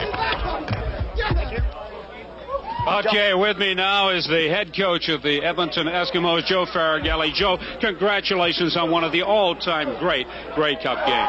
I just thank the Lord I had an opportunity to be part of this game, and doubly because we won it. But it was a great football game. I think the Argos played super. Our guys played super, and it looked like the last guy with the ball was going to win, and we happened to be the last one. Joe, there must have been many times in this contest when you wondered if you were going to pull it off. Well, I knew it was going to be tough, but I had faith that we could move the ball and control the game, run some short stuff, and eventually get it in position and score. And I know you won it for a lot of people. We are getting a bath here. This is champagne. I guess it is. It's cold, too. Feels good, doesn't it? Oh, yeah, it does feel good. It feels super. We'll be back with more from Grey Cup 87 on CBC right after this. With me now, a veteran of this Edmonton Eskimo team, Big Bill Stevenson, Grey Cup, number 7. You've appeared in 8 of them. Is this one the sweetest? Oh, this is awesome. The comeback and being down that many points at halftime and then being able to come back like that. Having Jerry kick that field goal was the greatest rush I've had in a long time, I'll tell you. There were so many ups and downs in this game for you. Was there ever a moment when you doubted you could pull it off? Well, I know our offense could get rolling. We had a few problems early in the game there, but once we settled down and started rolling, it felt pretty good. But they kept coming back. You know, they got a heck of an offense. I didn't think they were that good, but they sure put a scare into us. There must have been times when Matt Dunnigan went down and Damon Allen had to come in when you wondered. When Matt out of there, you know, I guess Matt was a little tight to start with. Damon came in and you didn't have all that extra pressure of starting and everything. They just did a heck of a job for us, and everything just came together. I don't know what to say. It's great. Thank you, and congratulations, Bill Stevenson. Thanks. Super job. Yeah. With me now is Brian Kelly, and Brian has a very special guest with him. Who is this, Brian? Hey, this is first Grey Cup. Ryan, this is my little son. Brian, how does it feel to be in your daddy's arms after a Grey Cup win? Is it nice? Yeah. Did you cheer for your daddy today? Yeah, he's an Eskimo fan. Brian, you and I chatted before the game. You were very low-key, very relaxed. Any tension during the game? Well, when there was a couple minutes left and we had to kick a 50-yard field goal, I was real nervous out there. You came up with a couple of catches today, some record-setting catches. I guess you'll take the Grey Cup over the records. Oh, it's just terrific. I'm so proud to be with these Eskimos, and I'm just happy as can be. That was the best dang game I've played in years. It may be one of the all-time great Grey Cup games. I'd have to agree. It was, for the fans, I can't imagine how they could want a better game. Brian, congratulations once again. We'll let you get down there with your son, and we'll get Gizmo in here. He's an honorary CBC commentator. Look at this. Give me the mic. Give me the mic. Okay, it's all yours. Go. Let it go. Let it go. Let me have the mic. Well, how you feel about the game? I feel great. That was a super game. What do you think about the long run Gizmo had? I thought it was one of the greatest missed field goal, touchdown return. Oh, okay. Getting back to the weather forecast. I want to tell you. I want to tell you. Well, see, this, yeah, I said, well, you know, when John Wilson was leading away from me, I almost ran out of gas right here, and I just got my land in the end zone. You know, but I want to say hi to my girlfriend, Petra. Don't leave yet. Petra, I love you, baby. I'll be home Monday. Hey, it was the orange jacket that did it, right? It was the orange jacket. Yeah, and Coach Goldie told me, you know, before the game, he told me before the game, he said, Gizmo, you're going to get a car, you know, if you be the most valuable player. So he fooled me. I didn't get nothing, so I'm going to kill him after the game. See you next year, Coach. Okay, Gizmo, from a very happy dressing room, let's go to Scotto. Steve, contrasting emotions over here to be sure. I'm with the losing coach, Bob Obilovich of the Toronto Argonauts. Bob, it was, as we have said a number of times, one of the greatest, if not the greatest Grey Cup game ever played. Losing it is pretty tough to take. Well, that's for sure, but I want to congratulate the Edmonton Eskimos. They made the plays when they had to. It was a great game. It was one of those games where it was too bad somebody was going to lose it, but we just didn't come up with some points when we should have, and Milson Jones made a real big run when he was stopped to get him in the field goal position, and then Kowrick came through. You know, that was a great kick for a young player like him, and they deserve all the credit for finding a way to win the game. We can say this about the Argonaut season. You were supposed to be in the rebuilding mode, but you decided to start off at the top in the Grey Cup game, and that's quite an accomplishment. Well, I don't feel like our team's losers in any stretch of the imagination. They can be proud of their accomplishments. This experience is going to make them hungry for next year. I think we've got a good future with this young bunch, and it's just unfortunate we couldn't have finished it off the way we would have liked to. There are some good years left for this Argonaut football club. You're right about that. Well, we feel good about the people we have right now, and you know, once we get a little bit more experience, I think we'll be a better football team. All right, Bob Obilovich, thanks for taking the time to talk to us. We appreciate it. Congratulations on a good season and a fine performance in the Grey Cup game. Well, our team did a great job, and thank you. To be sure. Thank you, Bob. We'll return to BC Place with more coverage of the 75th Grey Cup game in just a moment.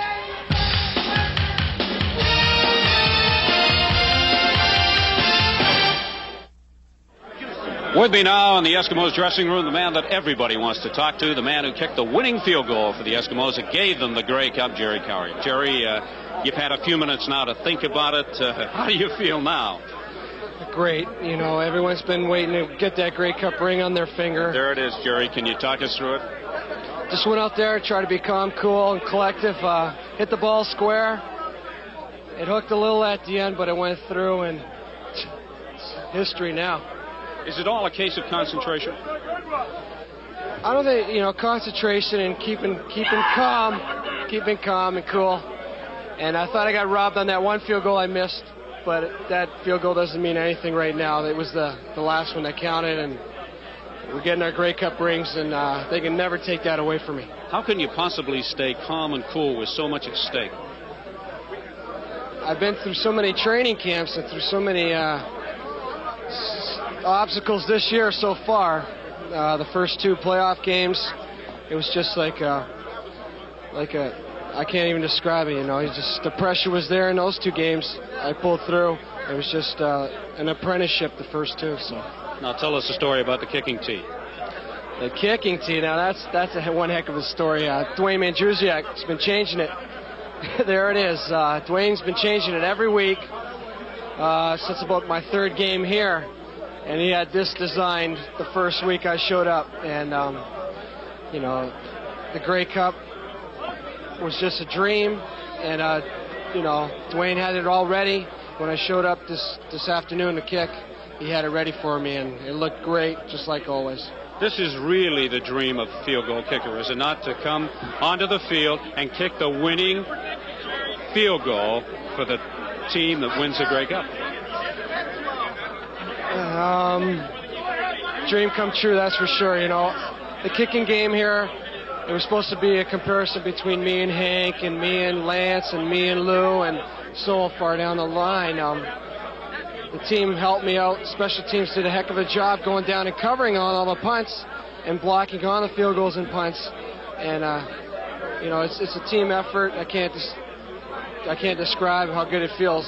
And I'm glad I got this one out of the way. Hopefully next year, if we're back, I won't have to kick the game-winning field goal. But if I do, hey, hopefully I'll be ready for it. Jerry, congratulations once again. Thank you very much. Can I just say hi to a few guys? A few of the guys are watching back home at the Offner residence. I'd just like to say hi to them and my mom and dad and my sisters.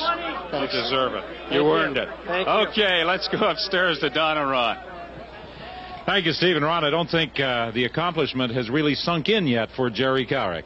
No, not really. Hey, I said in the pregame show that the special teams goes to the Argonauts because of the experience of Alyssa Konchomik, and he talks about just going out like another day at the office and kicks a 50-yarder and wins the ball game. So, that's what it's all about, though. And we talked at the start of the telecast about the 2 solid defensive units. We get 74 points scored, and they run up over 700 yards in offense. But you know what? They still are solid defensive units, both of them. What a Grey Cup game, won by the Eskimos 38-36. Our post-game coverage will continue right after this.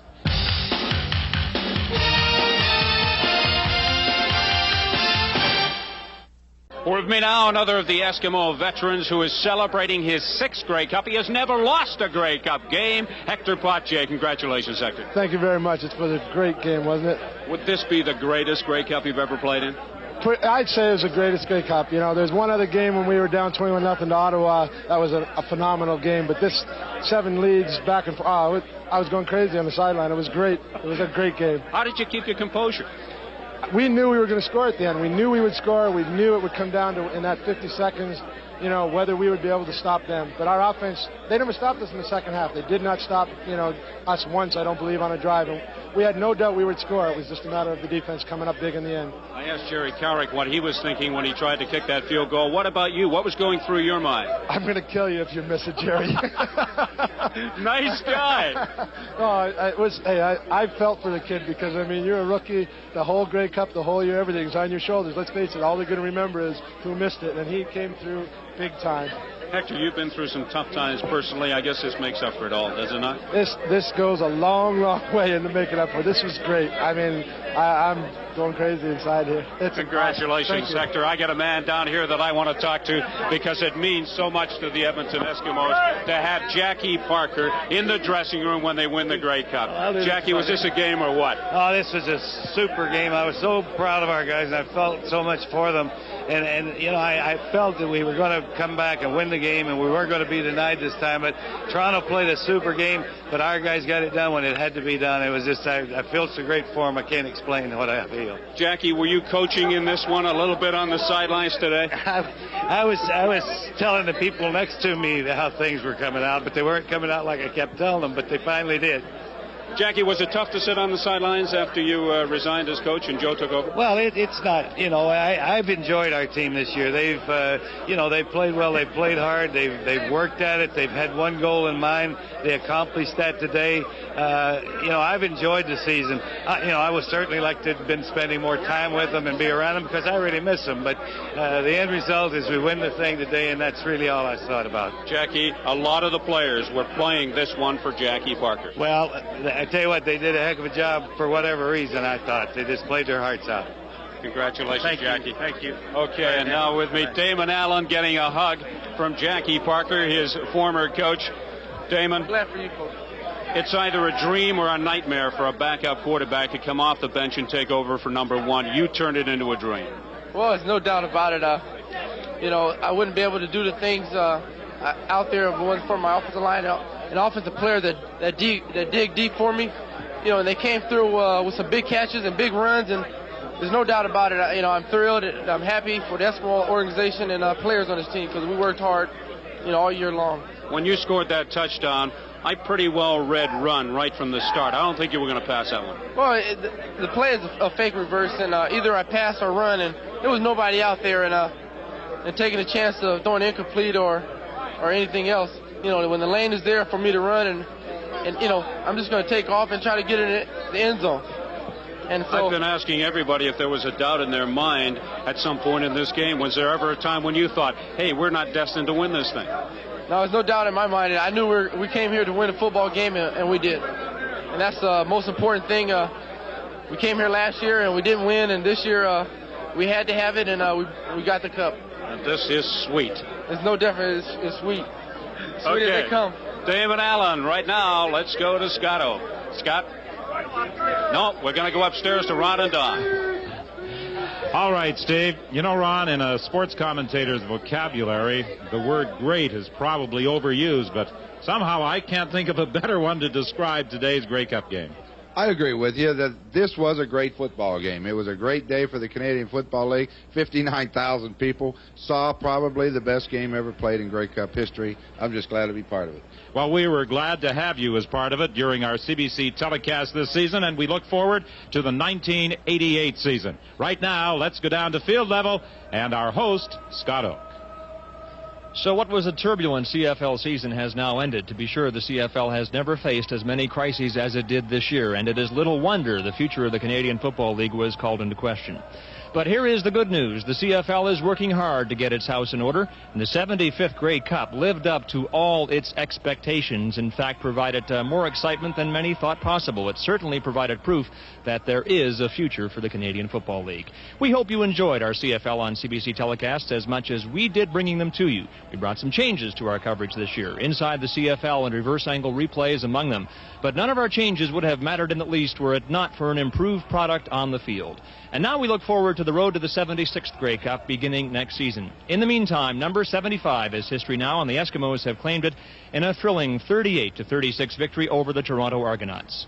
Once again, we hope you enjoyed our coverage today and this season as we watched the Toronto Argonauts and the Edmonton Eskimos go all the way. Goodbye from BC Place, everybody.